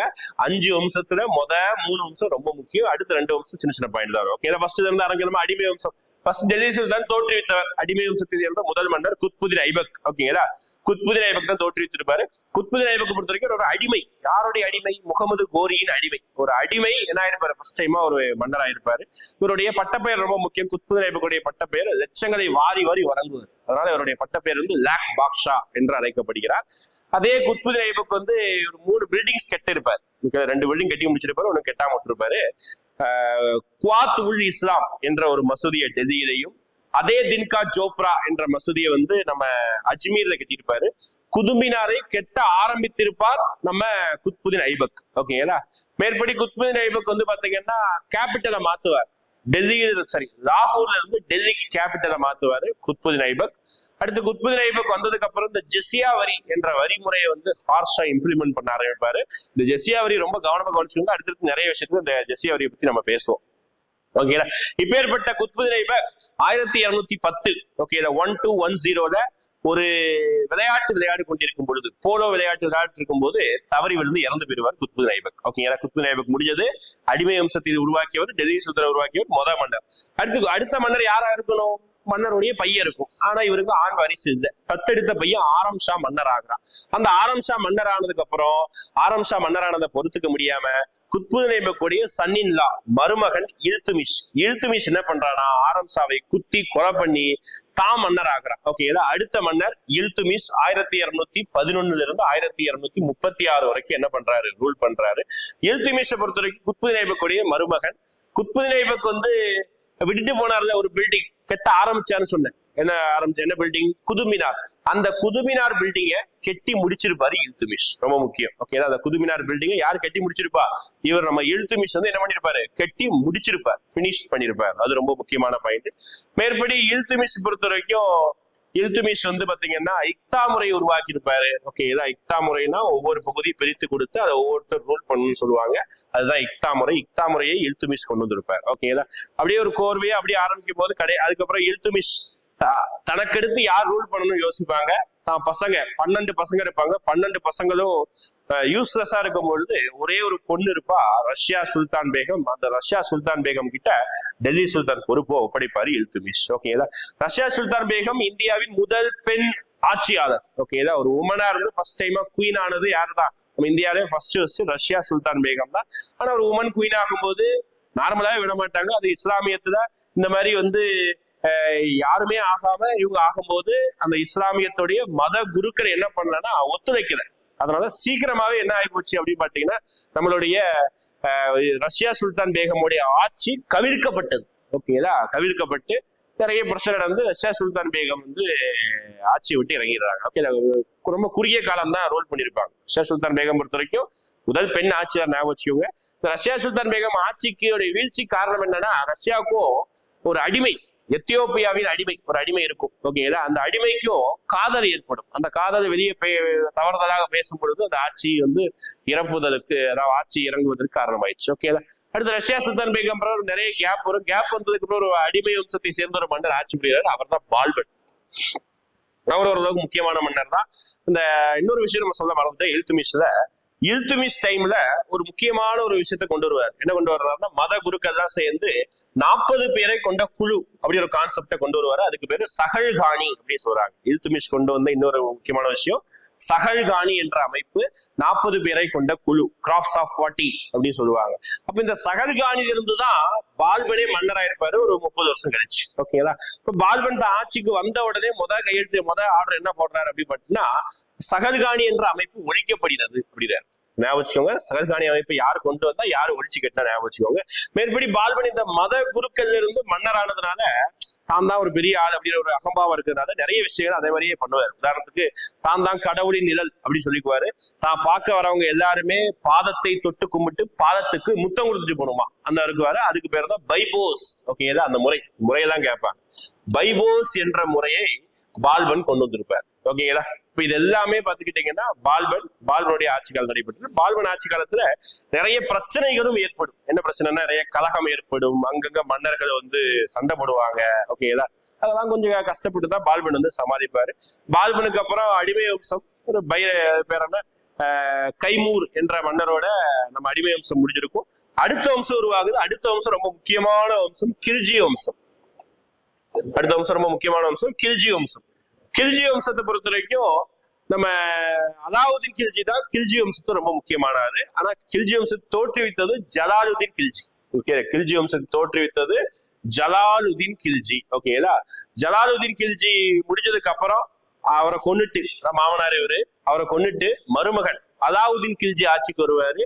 கில்ஜி வம்சம் ஏன் டெல்லி சுல்தான்லயே ரொம்ப முக்கியமானது அலாவுதீன் கில்ஜியோடைய ஆட்சி காலம் தான். ஓகேங்களா, இந்த அலாவுதீன் கில்ஜியோடைய ஆட்சி காலத்துலதான் பாத்துக்கிட்டீங்கன்னா நிறைய படையெடுப்புகள் நிகழ்த்துவார். உதாரணத்துக்கு நார்த் இந்தியாவில இருந்து சவுத் இந்தியா நம்ம ஊர் மதுரை வரைக்கும் படையெடுப்பு நிகழ்ந்திருக்கு. ஓகேதா. அலாவுதீன் கில்ஜியுடைய படையெடுப்பே நம்ம ஒரு 10 பாயிண்டா படிக்கலாம். ஓகேதா. பேசிக்கான ஒரு ஆர்டரா சொல்லிடுறேன். ஃபர்ஸ்ட் குஜராத்தின் மீது படையெடுப்பாரு, அப்படியே ரந்தம்பூர் போவாரு, அப்படியே சித்தூர் படையெடுப்பு நிகழ்த்துவாரு. சித்தூர் படையெடுப்பு எதுக்காக நிகழ்த்துவாருன்னா ராணி பத்மாவதிக்காக நடத்துவார். ஓகேதா. ஒரு பத்மாவதி படம் வந்திருக்கு, பார்த்திருப்பீங்க. ஓகே. இந்த சித்தூர் படையெடுப்பு முக்கியமா படையெடுப்புகள் ரொம்ப முக்கியம். 1303 இயர் முக்கியம் சித்தூர் படையெடுப்பு. சித்தூர்னா ஆந்திரா இருக்க சித்தூர் கிடையாது, ராஜஸ்தான் பகுதியில ஒரு இடத்துல இருக்கு. ஓகேதா. அது வேற சித்தூர். ஓகேதா. அந்த சித்தூர் பகுதியில ராணி பத்மாவதி அவங்க ஜவஹர் என்ற முறையில தீக்குளிச்சு இறந்து போயிருவாங்க. கடைசி வரைக்கும் ராணி பத்மாவதி அடைய முடியாம போயிடும். அப்ப சித்தூர் படையெடுப்பு முடிஞ்சதுக்கு அப்புறம் அப்படியே மத்திய பகுதிக்கு எல்லாம் வருவாங்க. அதுக்கப்புறம் அப்படியே கீழே வந்தீங்கன்னா வாராங்கல். ஓகேதா. வாராங்கல் பகுதியில படையெடுப்பாங்க. வாராங்கல் பகுதியில படையெடுக்கும் பொழுதுதான் அலாவுதீன் கில்ஜிக்கு ஒரு முக்கியமான ஒரு டைமண்ட் கிடைக்கும். என்ன டைமண்ட்? கோஹினூர் வைரம் அப்படிங்கிற ஒரு வைரம் ஒண்ணு கிடைக்கும். ரொம்ப முக்கியமான ஒரு வைரம். ஓகேங்களா. அடுத்து வாராங்கல்ல இருந்து கீழே அப்படியே துவார சமுத்திரா பகுதியை படையெடுப்பாங்க. துவார சமுத்திரா ரிட்டர்ன் போகலாம் முடிவு எடுக்கும் பொழுது மதுரையில் நடக்கக்கூடிய பிரச்சனை அவங்கள கூப்பிட்டுரும். அதனால மதுரை வரைக்கும் படையெடுத்து போவாங்க நம்மளுடைய அலாவுதீன் கில்ஜியோடைய படைகள். அதுல லாஸ்டா சொன்ன வாராங்கல், துவார சமுத்திரா, அப்புறம் மதுரை, இங்கெல்லாம் பாத்தீங்கன்னா அலாவுதீன் கில்ஜியோடைய படை தளபதி மாலிக் கஃபூர் அவர் தான் படையெடுப்பார். ஓகேங்களா. ரொம்ப முக்கியம். ஓகேங்களா. அதே மாதிரி ஒவ்வொரு ஊர்லயும் யாரு மன்னராக இருந்தாங்க, எந்த வம்ச மன்னரா இருந்ததுங்கிறது முக்கியம். உதாரணத்துக்கு இந்த ரந்தம்பூர், குஜராத் இங்கெல்லாம் ராஜபுத்திரர்கள் தான். வாராங்கல்ல காக்கத்தியா வம்சம் ஞாபகம் வச்சுக்கணும். அதாவது அலாவுதீன் கில்ஜி படைகள் படையெடுத்து வரும்பொழுது அங்க யார் மன்னரா இருந்தா. ஓகேங்களா. வாராங்கல்ல காக்கத்தியா வம்சம், துவார சமுத்திரால ஹொய்சாலா வம்சம், மதுரையில பாண்டிய வம்சம். ஓகேங்களா. இவங்க எல்லாம் அங்கங்க ரோல் பண்ணிருப்பாங்க. எல்லாரையும் அடிச்சு நொறுக்கிட்டு தான் பகுதியை ஏற்றிருப்பாங்க. இப்ப டெல்லி சுல்தான் கொஞ்சமா இருந்த டெல்லி சுல்தான கிட்டத்தட்ட முக்காவாசி இந்தியாவையும் கைப்பற்றி மிகப்பெரிய எல்லையை உருவாக்கி இருப்பாரு அலாவுதீன் கில்ஜி. ஓகேங்களா. முடிஞ்சது. ஓகேங்களா. ரைட். அப்ப அலாவுதீன் கில்ஜி படையெடுப்பு முடிஞ்சதுக்கு அப்புறம் அலாவுதீன் கில்ஜி நம்ம இவ்வளவு பெரிய நீண்ட படையெடுப்புக்கு காரணமே என்ன அப்படின்னு பாத்துக்கிட்டீங்கன்னா அவருடைய நிர்வாக திறமைதான். 2 விதமான நிர்வாகத்தை கொண்டு வருவார். ஒண்ணு, குதிரைகளை தரம்பரிப்பாரு, குதிரைகளுக்கு சூடு போட்டு தரம்பரிப்பாரு. அதுக்கு பேரு என்ன சொல்லுவாங்க அப்படின்னு பாத்தீங்கன்னா தாக் முறைன்னு சொல்லுவாங்க. ஓகேதா. அலாவுதீன் கில்ஜி கடைபிடித்தது குதிரைகளுக்கு சூடு போடு முறை, தாக் முறை. ஓகேதா. அடுத்து அதே மாதிரி மனிதர்களையும் தரம்பரிப்பாரு. அதுக்கு பேரு ஹீலியா முறைன்னு சொல்லுவாங்க. இந்த 2 முறை காரணமாக சூப்பரா வெல் எஸ்டாப்ளிஷ்டா அலாவுதீன் கில்ஜியோடைய படைகள் ஸ்ட்ராங் ஆகும். ஓகேதா. அடுத்து அலாவுதீன் கில்ஜி சொல்லும் போது ரொம்ப நல்ல நிர்வாகத்துக்கு எடுத்துக்காட்டு அலாவுதீன் கில்ஜி தான். என்ன பண்ணுவாரு? போதை பொருட்களை தடை பண்ணுவார். மதுபானங்கள், போதை, சூது ஆடுறது இதெல்லாம் தடை பண்ணுவாரு. இன்னைக்கு நம்ம ஊர்ல ரேஷன் கடை கான்செப்ட் இருக்கா, இதெல்லாம் அப்பவே அலாவுதீன் கில்ஜி கொண்டு வந்திருப்பாரு. ரேஷன் கடை அப்படிங்கிற ஒரு கான்செப்ட் கொண்டு வந்திருப்பாரு. அதுக்கப்புறம் பாத்துக்கிட்டீங்கன்னா நம்ம அலாவுதீன் கில்ஜி பாத்துக்கிட்டீங்கன்னா நிர்வாகத்துல மிலிட்டரி பாலிசி, அதுக்கப்புறம் படையெடுப்புல இந்த விஷயங்கள், அதுக்கப்புறம் அதுக்கப்புறம் பாத்தீங்கன்னா இந்த வரி போடுறதுல பாத்தீங்கன்னா அலாவுதீன் கில்ஜி சந்தை கட்டுப்பாட்டு முறையை கொண்டு வருவார். ஓகேதா. அதாவது ஒரு 10% வரி போடுறாருன்னா அது 5% பணமாவும் 5% பொருளாவும் வாங்கிக்குவார் ஃபர்ஸ்ட் டைமா. ஓகே. இது மாதிரி எல்லாருமே பணமா வாங்கிட்டு இருந்த ஒரு பொருளா வாங்குறாரு. அத ஒரு கான்செப்ட். இது இல்லாம அலாவுதீன் கில்ஜி இந்த ஸ்பை சிஸ்டம் ஒண்ணு இருக்கும். அதாவது உளவு பார்க்கக்கூடிய துறை. ஓகேதா. அதை நான் கொஞ்சம் மிஸ் பண்ணிட்டேன், நான் கொஞ்சம் கவனிச்சுக்கோங்க. ஆக்சுவலா குப்தர் ஆட்சியில உளவுத்துறை அப்படிங்கிற கான்செப்ட் உண்டு. ஓகே. உளவுத்துறைன்னா ஒற்றர் முறை அப்படிங்கிற கான்செப்ட் உண்டு. எப்போ? குப்தர்கள் ஆட்சி காலத்துல. அப்ப குப்தர்கள் ஆட்சி காலத்துல அதை என்ன சொல்லுவாங்கன்னா தூதஹா அப்படின்னு சொல்லுவாங்க. அடுத்து டெல்லி சுல்தான்ல நம்ம பால்பன் இருக்காருல்ல, பால்பனுடைய ஆட்சி காலத்துல இருந்த ஒற்றர் முறைக்கு பெயர் என்ன சொல்லுவாங்கன்னா பரீத் அப்படின்னு சொல்றாங்க. பரீத். ஓகேதா. அடுத்து நம்ம அவர் பேர் என்ன, அலாவுதீன் கில்ஜியுடைய ஆட்சி காலத்துல ஸ்பை வச்சிருப்பார். ஓகேதா. உளவாளிகள் ஒழுங்காக ஒற்றர் முறை பாக்குறாங்களா கண்காணிப்பதற்காக ஒரு ஸ்பை வச்சிருப்பாரு. அவர் தான் யாருன்னா முனியான். ஓகேதா. இந்த பேரெல்லாம் ரொம்ப முக்கியம். தூதகா, ஃபரீது, முனியான், இந்த பேரெல்லாம் ஒவ்வொரு டைம்லயும் இருக்கப்பட்ட அது என்னது நம்ம ஒற்றர் முறையுடைய பெயர். ஓகேடா. இது அலாவுதீன் கில்ஜி டைம்ல இருந்தது. ஓகேடா. இப்பேற்பட்ட அலாவுதீன் கில்ஜியுடைய ஆட்சி காலம் 1314 முடியுது. அதுக்கப்புறம் கில்ஜியை சேர்ந்தவர்கள், நான் உதாரணத்துக்கு மாலிக் கஃபூர் கொஞ்ச நாள் ரூல் பண்ணுவார். ஒரு திருநங்கை என்பதால பெரிய அளவுக்கு ரூல் பண்ண விட மாட்டாங்க. அப்படியே ஆட்சி முடிஞ்சிடும். கில்ஜி வம்சம் முடிஞ்சதுக்கு அப்புறம் அடுத்த வம்சம் உருவாகுது. அதுதான் துக்ளக் வம்சம். ஓகேதா. துக்ளக் வம்சம். துக்ளக் வம்சத்தை பொறுத்த வரைக்கும் ரொம்ப முக்கியமான மன்னர் ஃபர்ஸ்ட் மன்னர் கியாசுதீன் துக்ளக். அடுத்த மன்னர் தான் ரொம்ப முக்கியம், முகமது பின் துக்ளக். முகமது பின் துக்ளக் சொன்ன உடனே ஒரு 3 இனிஷியேட்டிவ் ஞாபகம் வரும். ஒண்ணு, முகமது பின் துக்ளக் ஆட்சிக்கு வந்த உடனே தலைநகரத்தை மாத்துறாரு. எங்க இருந்து தலைநகரம் மாத்துறாரு? டெல்லியில இருந்து தேவகிரிக்கு மாத்துறாரு. அது தோல்விங்கிறத ஒப்புக்கொண்டு திருப்பியும் தேவகிரில இருந்து டெல்லிக்கே மாத்துவார். இதுதான் பருத்தி மூட்டை குடோன் சொல்லுவாங்கல்ல, அந்த காமெடி. ஓகே, ஒண்ணு. அடுத்து அலாவுதீன் சரி முகமது பின் துக்ளக் என்ன பண்றாருன்னா ஒரு அடையாள செம்பு நாணயத்தை வெளியிடுறாரு. அந்த காலத்துல செம்பு உலகம் தட்டுப்பாடு, அதனால என்ன வெளியிடுறாருன்னா அடையாள செம்பு நாணயம், டோக்கன் கரன்சி அப்படிங்கிற விஷயத்த வெளியிடுறாரு. ஓகேங்களா, காப்பர் டோக்கன் கரன்சி அப்படிங்கிற ஒரு கான்செப்ட் வெளியிடுறாரு. அது ரொம்ப முக்கியம். வெளியிட்டு என்ன பண்றாங்க அப்படின்னு பாத்துக்கிட்டீங்கன்னா அதுவும் என்னது ஃபெயிலியர் ஆகுது. ஓகே, எல்லா மக்களும் அவங்க வீட்டுலயே அச்சடிச்சிடுறாங்க, பெரிய ப்ராப்ளம் ஆகுது. ஓகே, அடுத்து விவசாயிக்கு இலவச லோன் கொடுக்குறாரு. தக்காவி என்ற பெயரு, டெக்னிக்கல் வேர்ட்ஸ் தான் கேட்பாங்க சென்ட்ரல் கவர்மெண்ட்டை பொறுத்த வரைக்கும். ஓகேங்களா, தக்காவி என்ற பெயர்ல என்ன பண்றாங்க, இலவசமா லோன்ஸ் கொடுக்குறாங்க. அதுவுமே ஃபெயிலியர்ஸ். இது இல்லாம தோஆப் பகுதியில், ஓகேங்களா, தோஆப், ஓகேதா, தோஆப்னா கங்கை சிந்து அந்த பகுதியில வந்து கூடுதலா வரி விதிக்கிறார். அந்த அந்த வரியும் பாத்தீங்கன்னா தோல்வியில முடியுது. இப்போ இவர் என்னத்த பண்ணாலும் தோல்வி தோல்வி தோல்வி தோல்வி. ஒரு கட்டத்துல மக்களே இவருக்கு எதிராக போராடினால ராஜஸ்தான்ல போயிட்டு அடைக்கலமா இருப்பாரு. மக்கள் எல்லாம் இவருடைய இறப்பு அன்னைக்கு கொண்டாடினாங்க, வெடி வெடிச்சு கொண்டாடுறாங்களாமா. அப்ப அந்த எந்த அளவுக்கு மக்கள் வந்து இவர் செத்து போனதை கொண்டாடி இருப்பாங்க, சந்தோஷமா எடுத்திருப்பாங்க. இதை யோசிச்சு பாத்துக்கோங்க. முகமது பின் துக்ளக் இறந்து போறாரு. ஏன்னா இவ்வளவு தப்பா நிர்வாகம் பண்ணும்போது கண்டிப்பா அவருடைய ஆட்சி காலத்துல உடையுமா இல்லையா? அப்படி உடைஞ்சதுதான் முகமது பின் துக்ளக்குடைய ஆட்சி டைம் பீரியட். என்ன ஆச்சு அப்படின்னு பாத்தீங்கன்னா சவுத் இந்தியா உடைஞ்சு வெளியே வந்தது. ஓகேங்களா, எப்படி வெளியே வந்தது அப்படின்னு பாத்துக்கிட்டீங்கன்னா நம்மளுடைய சவுத் இந்தியா மெயினா வந்து பாத்தீங்கன்னா கர்நாடகா ஆந்திரா பகுதியான விஜயநகரம் பாமணி அரசு உடைஞ்சு வெளியே வந்தது முகமது பின் துக்ளக். ஓகேங்களா, அப்போ துக்ளக் வம்சம் முடிஞ்சது. அடுத்து அப்படியே வந்தீங்கன்னா சையது வம்சம். சையது வம்சத்துல பெரிய அளவுக்கு ஒண்ணும் கிடையாது. சையது வம்சத்துல அலாவுதீன் ஆலம் ஷா அப்படிங்கிற மன்னர் வந்து சையது வம்சத்தை சையது வம்சத்தை உருவாக்குறது வந்து பாத்தீங்கன்னா கிஷிர்கான், மாத்தி சொல்லிட்டேன். ஓகேதா, கிஷிர்கான். ஓகேதா, கிஷிர்கான் தான் சையது வம்சத்தை உருவாக்கி இருப்பாரு. ஆக்சுவலா கிஷிர்கான் யாரு அப்படின்னு பாத்தீங்கன்னா தைமூருடைய பிரதிநிதி அப்படி சொல்லுவாங்க. தைமூருடைய பிரதிநிதி. தைமூர் படையெடுப்பு ரொம்ப முக்கியம். துக்ளக் வம்சத்தின் பொழுது 1398ஆம் ஆண்டு தைமூர் படையெடுப்பு நிகழும். அந்த தைமூர் படையெடுப்புக்கு அப்புறம் தான் சையது வம்சம் உருவாயிருக்கும். தைமூருடைய பிரதிநிதி தான் கிஷிர்கான் என்று அழைக்கப்படுகிறார். ஓகேங்களா, அடுத்து லோடி வம்சம் உருவாகும். லோடி வம்சத்தை பொறுத்த வரைக்கும் பஹலுல் லோடி வம்சத்தை உருவாக்குறாரு. அடுத்து சிக்கந்தர் லோடி, ரொம்ப முக்கியமான ஒரு மன்னரா இருப்பார் லோடி வம்சத்துல. இந்த சிக்கந்தர் லோடி தான் ஆக்ரா நகரத்தை உருவாக்கி இருப்பார். ஓகேங்களா, சிக்கந்தர் லோடி தான் ஏதோ உருவாக்கியிருப்பாரு, ஆக்ரா நகரத்தை என்ன பண்றாரு, உருவாக்குறாரு. ஓகேங்களா, அடுத்த லாஸ்ட் எண்டிங்கா இப்ராஹிம் லோடி. அவர் தான் நம்ம லோடி வம்சத்தின் கடைசி மன்னர், டெல்லி சுல்தானின் கடைசி மன்னர். ஓகேங்களா, சிக்கந்தர் லோடி, சரி இப்ராஹிம் லோடி. அதோட டெல்லி சுல்தான் முடியுது. எப்படி முடிஞ்சதுன்னா வெளியூர்ல இருந்து பாபர் அப்படின்னு சொல்லிட்டு ஒரு மன்னர் வந்திருப்பாரு.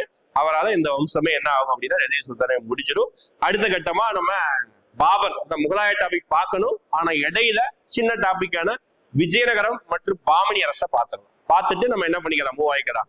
நம்ம முகலாய வம்சம் பார்த்துட்டு நம்ம வைண்ட் அப் பண்ணிக்கலாம். ஓகேங்களா, கவனிச்சுக்கோங்க. அடுத்து நம்ம போகிறது விஜயநகரம் பேரரசு. ஓகேங்களா, அடுத்து 2 டாபிக், விஜயநகரம் மற்றும் பாமணி. ஓகே, ரெண்டுமே பேரலா ஒரே டைம்ல கான்டெம்பரரி இருந்த ஒரு டைனஸ்டி தான்.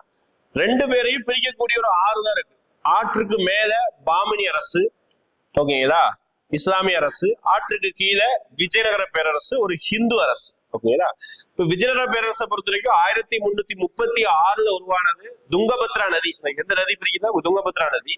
துங்கபத்ரா நதிக்கரையில உருவானதுதான் விஜயநகர பேரரசு 1336. ஹரிஹரர் மற்றும் புக்கர் அவர் தான் உருவாக்கி இருப்பாங்க. அவங்களுக்கு ஹெல்ப் பண்ணது வித்யாரண்யர், அவர் தான் ஹெல்ப் பண்ணிருப்பாரு.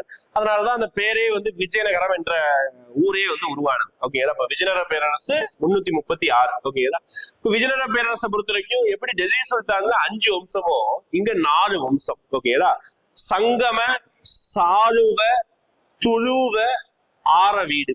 ஓகேங்களா, இதுதான் நம்மளுடைய விஜயநகர பேரரசுடைய வம்சங்கள். ஓகேங்களா, இதுல சங்கம வம்சத்துல ஃபர்ஸ்ட் ஹரிஹரர் புக்கர்.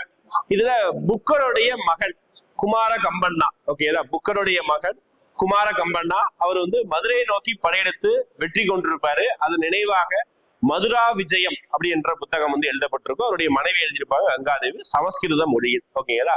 அடுத்து வந்து பாத்தீங்கன்னா அப்படியே சங்க வம்சத்தை தலை சிறந்த மன்னர் அப்படின்னு கேட்பாங்க. இரண்டாம் தேவராயர், சங்க வம்சத்துடைய பெஸ்ட் ரூலர் அப்படின்னு கேட்டாங்கன்னா இரண்டாம் தேவராயர் இருக்காங்க.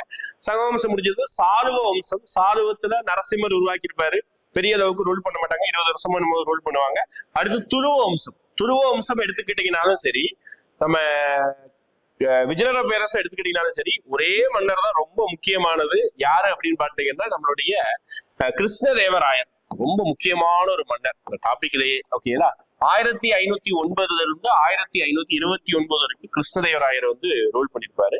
கிருஷ்ணதேவராயரை பொறுத்த வரைக்கும், டைட்டிலை பொறுத்த வரைக்கும் ஆந்திர போஜா, ஆந்திர கவி பிதாமகா, இது வேறப்பட்ட பேரு. ஆந்திர போஜா அப்படின்னு சொல்லுவாங்க. ஓகே, யாரு? கிருஷ்ணதேவராயருடைய பட்ட பேர். கிருஷ்ணதேவராயர் எந்த டைனஸ்டி சொல்லிட்டு ஃபேமஸ் எஸ்எஸ்சி கொஸ்டின். ஓகேங்களா. இதெல்லாம் வந்து ஒரு காலத்துல அதிகமா கேட்கப்பட்டது, இப்போ ரிப்பீட் ஆகலாம். ஓகேங்களா. துருவ வம்சம். கிருஷ்ணதேவராயர் எந்த வம்சத்தை சேர்ந்தவர்? துருவ வம்சத்தை சேர்ந்தவர். கிருஷ்ணதேவராயர் தான் நாயக்க முறையை உருவாக்கியிருப்பாரு. ஓகே, கிருஷ்ணதேவராயர் வந்து நிறைய கோவில்கள் கட்டியிருப்பாரு. விட்டலாச்சாமி கோவில், ஹசரா ராமசாமி கோவில், தமிழ்நாடு ஆந்திராக்கள்ல நிறைய கோவிலுக்கு டொனேஷன் கொடுத்திருப்பாரு. ஓகேங்களா. இப்போ கோவில், அதுக்கப்புறம் எல்லா இடத்துக்கும் டொனேஷன் கொடுத்திருப்பாரு சொல்லியிருந்தோம். இது அல்லாம படையெடுப்பு பொறுத்த வரைக்கும் அந்த துங்கபத்ரா நதிக்கரை நிறைய ஊர்களை கைப்பற்றிருப்பாரு. ஓகேதா. ரைச்சூர் இந்த பகுதியை தான் கைப்பற்றிருப்பாரு. ரைச்சூர் பகுதி தான் ரொம்ப வளமிக்க பகுதி. அதெல்லாம் வந்து கிருஷ்ணதேவராயர் தான் கட்டியிருப்பாரு. அடுத்து ரொம்ப முக்கிய கிருஷ்ணதேவராயருடைய ஆட்சி காலத்துல அஷ்டதிக் கஜம் அப்படின்னு அமைப்பு வந்து வச்சிருப்பாரு. ஓகேதா. அஷ்டதிக் கஜம் என்ற அமைப்பை வந்து என்ன பண்ணிருப்பாரு அப்படின்னு பாத்தீங்கன்னா வச்சிருப்பாரு. ஓகேதா.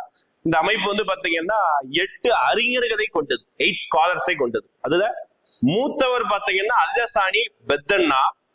ஓகேதா. சிறந்தவர் பாத்துக்கிட்டீங்கன்னா தென்னாலிராமன். ஓகேதா. சிறந்தவர் தென்னாலிராமன். ஓகேங்களா. இந்த பேர் ரொம்ப முக்கியம். அஷ்டதிக் கஜம்ல மூத்தவர், சிறந்தவர், இந்த பேர் ரொம்ப முக்கியம். 8 அறிஞர்கள் மொத்தமா. இது அல்லாம மற்றவர் இருப்பாங்க. ஓகேதா.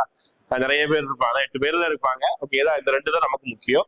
அடுத்து கிருஷ்ணதேவராயர் இறப்புக்கு பின்பு ஆட்சி கொஞ்சம் கொஞ்சமா வீழ்ச்சி அடைய ஆரம்பிக்குது. ஓகேதா. அதுல ஒரு கட்டத்துல தலைக்கோட்டை போர் ரொம்ப முக்கியம். 1565 தலைக்கோட்டை போர் ரொம்பவே முக்கியமான ஒரு போர் தான் இந்த தலைக்கோட்டை போர். ஓகேதா. இதுக்கு இன்னொரு பெயர் ராட்சச, இதுக்கு இன்னொரு பெயர் ராட்சச தங்காடி அப்படின்னு சொல்லுவாங்க. அது வந்து பாத்தீங்கன்னா 2 பேர் கிடையாது. ஒரு சைடு விஜயநகர பேரரசு. ஓகேதா. விஜயநகர பேரரசுக்கு ஆதரவாக ராமராயர் வந்து சண்டை போடுவார். ஓகேதா. தோல்விதான் விஜயநகர பேரரசு. இன்னொரு சைடு பாமணி அரசு. ஓகேதா. இவங்க வெற்றி, இவங்க தோல்வி அடையும். ஓகேதா. பாமணி அரசு வெற்றி அடையும். ஆக்சுவலா பாமணி அரசு 5 பேர் உடஞ்சு போயிருப்பாங்க. இருந்தாலும் எல்லாரும் ஒண்ணு சேர்ந்து இந்த விஜயநகர பேரரசை என்ன பண்ணுவாங்க? தோற்கடிப்பாங்க. ஓகேங்களா. ரைட்டா. ரைட். இப்போ அடுத்து விஜயநகர பேரரசு இந்த போருக்கு அப்புறம் கொஞ்சம் கொஞ்சமா வீழ்ச்சி அடைஞ்சு ஆரவீடு வம்சம் உருவாக்குவாங்க. ஆரவீடு வம்சம் பார்த்துக்கிட்டீங்கன்னா நம்ம ஆந்திரா பகுதியில சந்திரகிரிக்கு அருகில, திருப்பதி அருகில என்ன பண்ணுவாங்கன்னா ஆரவீடு வம்சம் ரொம்ப கம்மியா ரூல் பண்ணுவாங்க. ஓகேங்களா. ஆரவீடு வம்சம் சொல்லக்கூடிய அளவுக்கு எதுவுமே இருக்காது. நாயக்கர்களுடைய தயவுல தான் ஆரவீடு வம்சம் உருவாகும். ஓகே, இதுதான் நம்மளுடைய விஜயநகர பேரரசு. விஜயநகர பேரரசு பொறுத்த வரைக்கும் இந்த ஹம்பி தான் ஃபர்ஸ்ட் கேபிட்டல். அதுக்கப்புறம் என்ன பண்ணுவாங்கன்னா பெனுகொண்டாவுக்கு மாத்துவாங்க ஆரவீடு வம்சம். விஜயநகர பேரரசுடைய காயின்ஸுக்கு பேரு வராகன் அப்படி சொல்லுவாங்க. வராகன்னா கோல்டு காயின். விஜயநகர பேரரசுடைய முத்திரை லோகோவும் வராகன் அப்படிதான் சொல்லுவாங்க. ஓகேங்களா. ரைட். இதுதான் வந்து பாத்தீங்கன்னா விஜயநகர பேரரசு. அடுத்து பாமணி அரசு. பாமணி அரசு ரொம்பவே இன்னும் கம்மி தான். ஓகேங்களா. பாமணி அரசை தோற்றுவித்தவர் அலாவுதீன் பகமன் ஷா. ஓகேங்களா. அப்படி இல்லைன்னா ஹசன் கங்கு, அப்படி இல்லைன்னா சாஃபர் கான். 3 பேர் இருக்கு இதுக்கு மட்டுமே. அதாவது தோற்றுவித்தவர் ஒரே நபர் தான், அவருக்கு மட்டும் வேறு பெயர்களா மொத்தமா 3 பேர் இருக்கு. அலாவுதீன் பகமன் ஷா, ஹசன் கங்கு, சாஃபர் கான். ஓகே, இவர் தான் வந்து பாமணி அரசு உருவாக்கியிருப்பாரு. பாமணி அரசு உருவாக்கப்பட்டது 1347. ஓகேங்களா. 47 தௌலதாபாத் அதுதான் ஃபர்ஸ்ட் கேபிட்டலா இருக்கும். அதுக்கப்புறம் பீடார் இதெல்லாம் மாத்துவாங்க. ஓகேங்களா. அப்போ பாமணி அரசை பொறுத்த வரைக்கும் ஒரு இஸ்லாமிய அரசு. ஓகேங்களா. மொத்தமா 18 மன்னர்கள் ரூல் பண்ணிருப்பாங்க. அதுதான் ரொம்ப முக்கியமானது ஹசன் கங்கு தான். அவர் தான் வந்து தன்னுடைய நாணயங்கள்ல தன்னுடைய பெயரை 2ஆம் அலெக்சாண்டர் 2 அப்படின்னு சொல்லிட்டு பொறிச்சு வெளியிடுவாரு. இதுதான் பாமணி வம்சத்துல 3ஆம் முகமது ஷா அப்படி ஒரு மன்னர் இருப்பாரு. அவருக்கு கீழே வேலை பார்த்த ஒரு நபர் தான் முகமது கவான். ஓகே, ரொம்ப முக்கியம். முகமது கவான். ஓகேதா. இந்த முகமது கவான் என்ன பண்ணுவாரு அப்படின்னு பாத்துக்கிட்டீங்கன்னா நம்மளுடைய முகமது கவான் என்ன பண்ணுவாருன்னா நம்ம 3ஆம் முகமது ஷா கீழே வேலை பார்க்கும் பொழுது அவருக்கும் இவருக்கும் இடையில ஆக்சுவலா இவர் வந்து ரொம்ப நல்ல மனிதர் தான், ஓகே. ஆனா இவருக்கு தான் நிறைய புகழ் வந்து சேரும். இப்படி புகழ் சேர்றதுனால என்ன பண்ணுவாங்கன்னா ஆட்சியை விட்டு ஒதுக்குவாங்க. ஒரு கட்டத்துல இவரை தூக்குல போடுவாங்க. தூக்குல போட்ட காரணமாக 3ஆம் முகமது ஷா ஆட்சிக்கு எதிராக எல்லா மக்களும் கழகத்தில் ஈடுபடுவாங்க. ஒரு கட்டத்துல 1526களில் பாமினி அரசு எல்லா அரசாங்கமும் உடைஞ்சு போய் 5 துண்டுகளா உடைஞ்சு போயிடும். ஓகேதா, பிடார், பிஜாப்பூர், அகமது நகர், கோல்கொண்டா, இது எல்லாமே 5 துண்டா உடஞ்சிடும். இவங்க 5 பேரும் தான் பின் நாட்கள்ல தலைக்கோட்டை போர்ல ஒண்ணு சேர்ந்து சண்டை போடுவாங்க. இதுதான் பாமணி அரசு. ஓகே, ரைட்டா. அடுத்து வந்து நம்ம அடுத்து முகலாயர்கள். ஓகே, ரொம்ப கடைசியா நம்ம நடத்தக்கூடியது. இதோட வைண்ட் அப் பண்ணிக்கலாம். நான் திருப்பி சொல்லிட்டேன், உங்களுடைய எதிர்பார்ப்பை பொறுத்து இதே மாதிரி அடுத்தடுத்த சப்ஜெக்ட்டுக்கு பாலிட்டி, ஜியாகிரபிக்கு எல்லாமே இதே மாதிரி நம்ம வந்து வீடியோ போடலாம். வீடியோஸ் நல்லா இருந்ததுன்னா உங்களுடைய ஃபீட்பேக் கமெண்ட்ல மென்ஷன் பண்ணிட்டு போங்க. ஓகே, முகலாயரை பொறுத்த வரைக்கும் 2 வகையா சொல்றோம். முகலாய பேரரசு, முகல் எம்பையர். இன்னொன்று வந்து பாத்தீங்கன்னா லேட்டர் முகல்ஸ் அப்படி சொல்லுவாங்க. ஓகேங்களா. அதுல எம்பையரை பொறுத்த வரைக்கும் முகல் எம்பையர் 1526 இருந்து 1707 வரைக்கும் முகல் எம்பையர் தான். ஓகேங்களா. முகலாய எம்பையரை பொறுத்த வரைக்கும் 6 மன்னர்கள். 6 மன்னர்களுடைய வரிசையை படிக்கிறதுக்காக தான் ஒரு ஷார்ட்கட் சொல்லுவோம். அதுக்கு பேர் தான் என்னது, பாட்ஷா அப்படி சொல்றாங்க. B for Babur, H for Humayun, A for Akbar, J for Jahangir, S for Shahjahan, அடுத்த லாஸ்ட் ஏ ஃபார் அவுரங்கசீப். ஓகேங்களா. ஃபர்ஸ்ட் பாபர். பாபரை பொறுத்த வரைக்கும் 5 வருஷம் தான் ரூல் பண்ணிருப்பாரு இந்தியாவில. 526 இருந்து 30 வரைக்கும் பாபர் ரூல் பண்ணிருப்பாரு. பாபருடைய ரூலிங் பீரியட்ல 5 வருஷத்துல 4 போர் முக்கியம். 4 போரை படிக்கிறதுக்கு ஷார்ட்கட் வந்து PKCK அப்படின்னு சொல்லுவோம். ஓகேங்களா. B for Panipat. ஃபர்ஸ்ட் தடவை பாபர் இந்தியாவில் ஆட்சி அமைச்சதுக்கு காரணமே முதலாம் பானிபட். ஓகேதா, முதலாம் பானிபட் போர் தான். இந்த பானிபட் போர் யாருக்கு இருக்குன்னா பாபருக்கும் இப்ராஹிம் லோடிக்கும் நடைபெற்றிருக்கும். பாபர் ஜெயிச்சிருப்பார். 4 போர்லையும் பாபர் தான் ஜெயிப்பார். பாபரின் வெற்றிக்கு காரணம் இந்தியாவில அவர் யூஸ் பண்ணது பீரங்கி படை, வெடிமருந்து. அதுதான் அது காரணம். ஓகேதா, முதலாம் பானிபட். முதலாம் பானிபட் போர் 1. ஓகேதா, 1526. ஓகேதா, அதுல பாபர் வெற்றி. அடுத்து கே ஃபார் கன்வா. ஓகேதா, கன்வா போர் அடுத்த வருஷம் 1527. அதுலயும் பாபர் வெற்றி. C for Chanderi 28. அதுலயும் பாபர் வெற்றி தான். Last K for Ghaghra. அதுலயும் பாபர் வெற்றி தான். ஓகே, இதை தொடர்ந்து அடுத்தடுத்த போல எல்லாம் வெற்றி அடைஞ்சதுக்கு அப்புறம் நிறைய ஆட்சி பகுதியை கைப்பற்றுவாங்க. இறுதியா பாபர் வந்து பாத்தீங்கன்னா பையனுக்காக வேண்டிட்டு பாபர் இறந்து போயிருவார். ஓகேதா, இறந்து போனதுக்கு அப்புறம் அடுத்த ஆட்சி வரும். பாபரை பத்தி சுயசரிதை நூல் இருக்கு, துஸ்கி பாபரி. ஓகேதா, பாபரை கழிப்படை எழுதிய நூல் துஸ்கி பாபரி, அதாவது பாபர் நாமான்னு சொல்லுவாங்க. துருக்கிய மொழியில் எழுதப்பட்டது. இது ரொம்ப முக்கியம். ஓகே, அடுத்து இவருடைய பையன் ஆட்சிக்கு வர ஹுமாயூன்.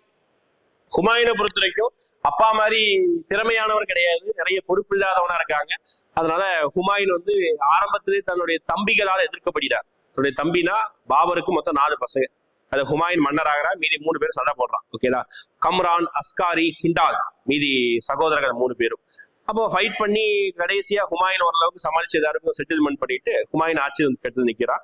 ஹுமாயூன் ரொம்ப ஆடம்பரமான வாழ்க்கையை எதிர்பார்க்கிறான். ஓகேதா, அவனுடைய வாழ்க்கைய ஒரு நகரத்தை கெட்டுவதற்காகவே செலவழிக்கிறான். அதுதான் தீன் பானா என்ற நகரத்தை கெட்டுவதற்காக செலவழிக்கிறான். ஓகேதா, அடுத்து வந்து பாத்தீங்கன்னா ஹுமாயூன் டைம்ல 2 போர் நடக்கும். அதுதான் ரொம்ப முக்கியம். 1539 சௌசா போர். 1530 சௌசா போர். 1540 கனோசி போர். 1540 கனோசி போர். 2 போர். ஓகே, 30 சௌசா, 40 வந்து கனோசி போர். 2 போருமே பாத்துக்கிட்டீங்கன்னா ஹுமாயூனுக்கும் ஷேர்ஷா சூர் என்று அழைக்கப்படக்கூடிய ஆப்கானிஸ்தானை சேர்ந்த சூர் வம்சத்தை சேர்ந்த மன்னருக்கும் நடைபெறும். 2 போர்லையும் ஷேர்ஷா சூர் தான் ஜெயிப்பார். ஹுமாயூன் தோற்கடி வெடிப்பார். இந்த போர்ல ஹுமாயூன் விரட்டி அடிக்கப்படுவார். ஹுமாயூன் காடுகளை நாடு வழியா திரிவாரு. அதுக்கப்புறம் ஷேர்ஷா சூர் தான் அடுத்த ஆட்சியை பிடிப்பாரு. ஷேர்ஷா சூர் இறந்து போனதுக்கு அப்புறம் மீண்டும் ஹுமாயூன் ஆட்சியை பிடிப்பாரு. ஆனா அவர் ஒரு அன்லக்கி பர்சன். ஓகே, அது சரி கிடையாது. ஆட்சியை பிடிச்ச அடுத்த வருஷமே மாடி படிக்கட்டுல இருந்து தவறி விழுந்து தன்னுடைய உயிர் போயிடும். ஓகேதா, ஹுமாயூன் என்ற பெயருக்கு அதிர்ஷ்டசாலி, ஆனா வாழ்க்கையில அவருக்கு அதிர்ஷ்டமே இருக்காது. ஓகேதா, லைப்ரரியில இருந்து இறந்து போயிருப்பாரு. அடுத்து வந்து ஷேர்ஷா சூர் ஆட்சி புரிவார். ஷேர்ஷா சூரை பொறுத்த வரைக்கும் ரொம்ப நல்ல ஆட்சி புரிவார். ஓகேதா, 5 வருஷம் தான் ரூல் பண்ணாலும் நல்ல ஆட்சி புரிவாரு. நவீன நாணய முறையின் தந்தை என்று அழைக்கப்படுவார். ஷேர்ஷா சூர் தான் 178 கிராம் எடையுள்ள வெள்ளி நாணயம் ருப்பியா வெளியிடுவாரு. அதே ஷேர்ஷா சூர் தான் நிறைய டிபார்ட்மெண்ட் கிரியேட் பண்ணுவார். திவானி ஐ வசாரத், திவானி ஐ இன்ஷா, திவானி ஐ ரசாரத், திவானி ஐ அர்ஷ் அப்படின்னு சொல்லிட்டு ஒரு 4 டிபார்ட்மெண்ட் உருவாக்குவாரு. அதே ஷேர்ஷா சூர் தான் பாத்தீங்கன்னா சூர் வம்சத்தை சேர்ந்தவர். அப்பா பேரு ஹசன் சூரி. அவர் வந்து ரோடு போடுவார்.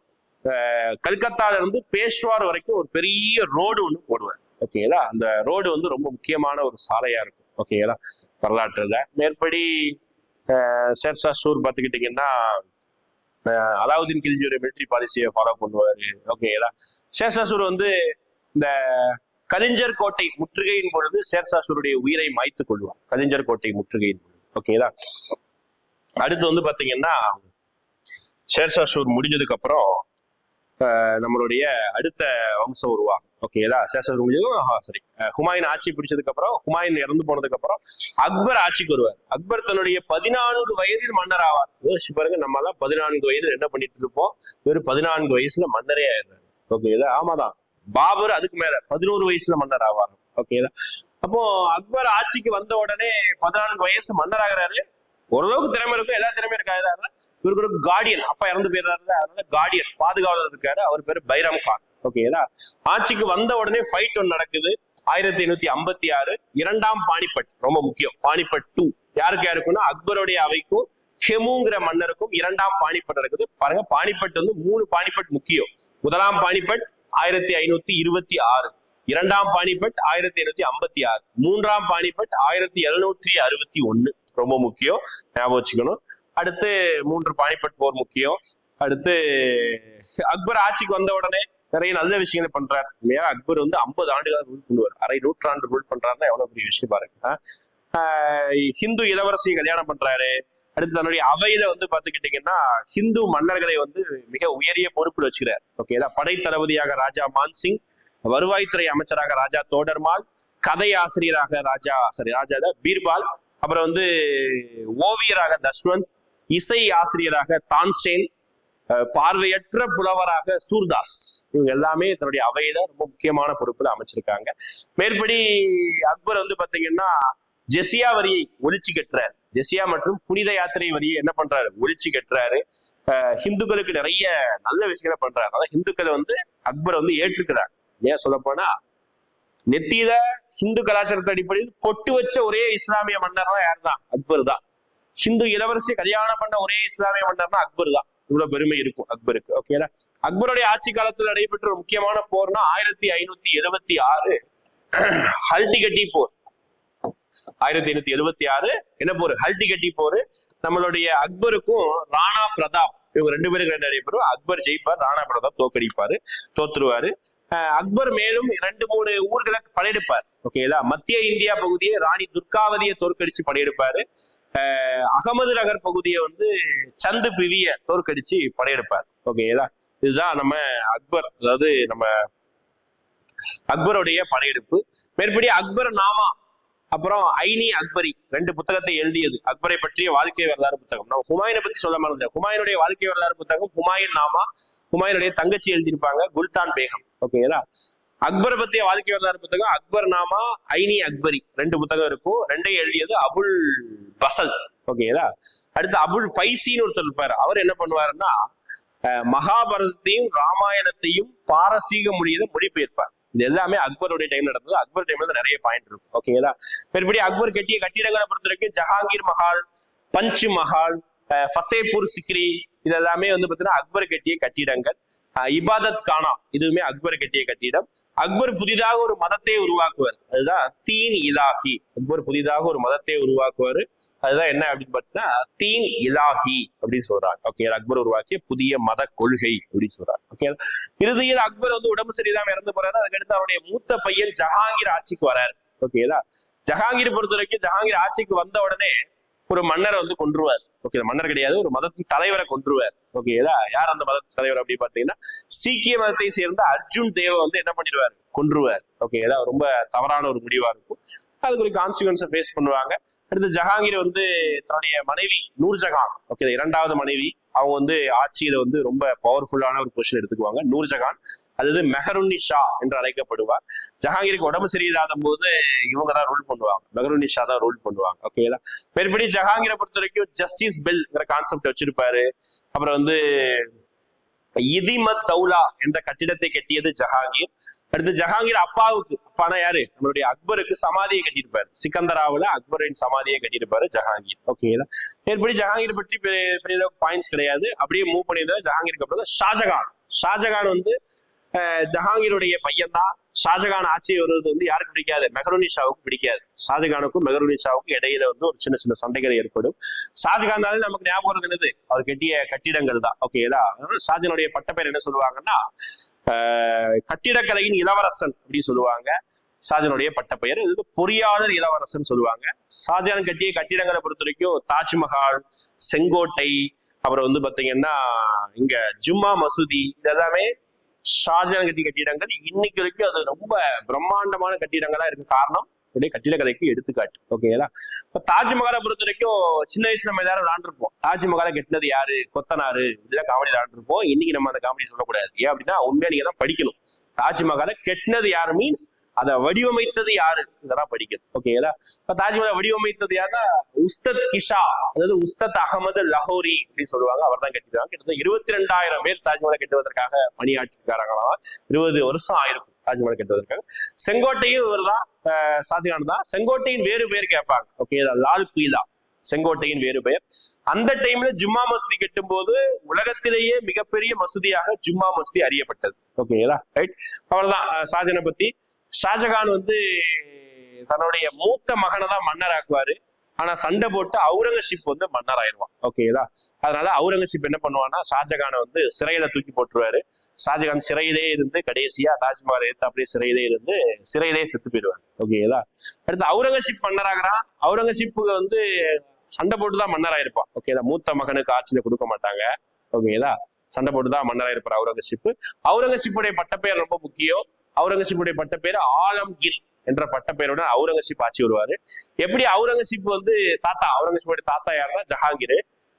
அவர் எப்படி ஒரு சீக்கிய மத குருவை கொன்னாரோ அதே மாதிரிதான் அவுரங்கசீப் என்ன பண்ணுவாருன்னா ஒரு மத குருவை கொள்ளுவாரு. சீக்கிய 9வது மத குரு தேஜ் பகதூரை வந்து என்ன பண்ணுவாங்க, கொள்ளுவாரு.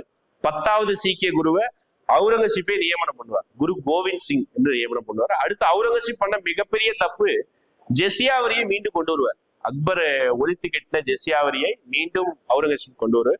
அவுரங்கசீப்புடைய பாதி வாழ்க்கையை வந்து பாத்தீங்கன்னா சிவாஜியோட சண்டை போடுறதே கழிஞ்சிடும். சத்ரபதி சிவாஜியோட சண்டை போடுறதே கழிஞ்சிடும்.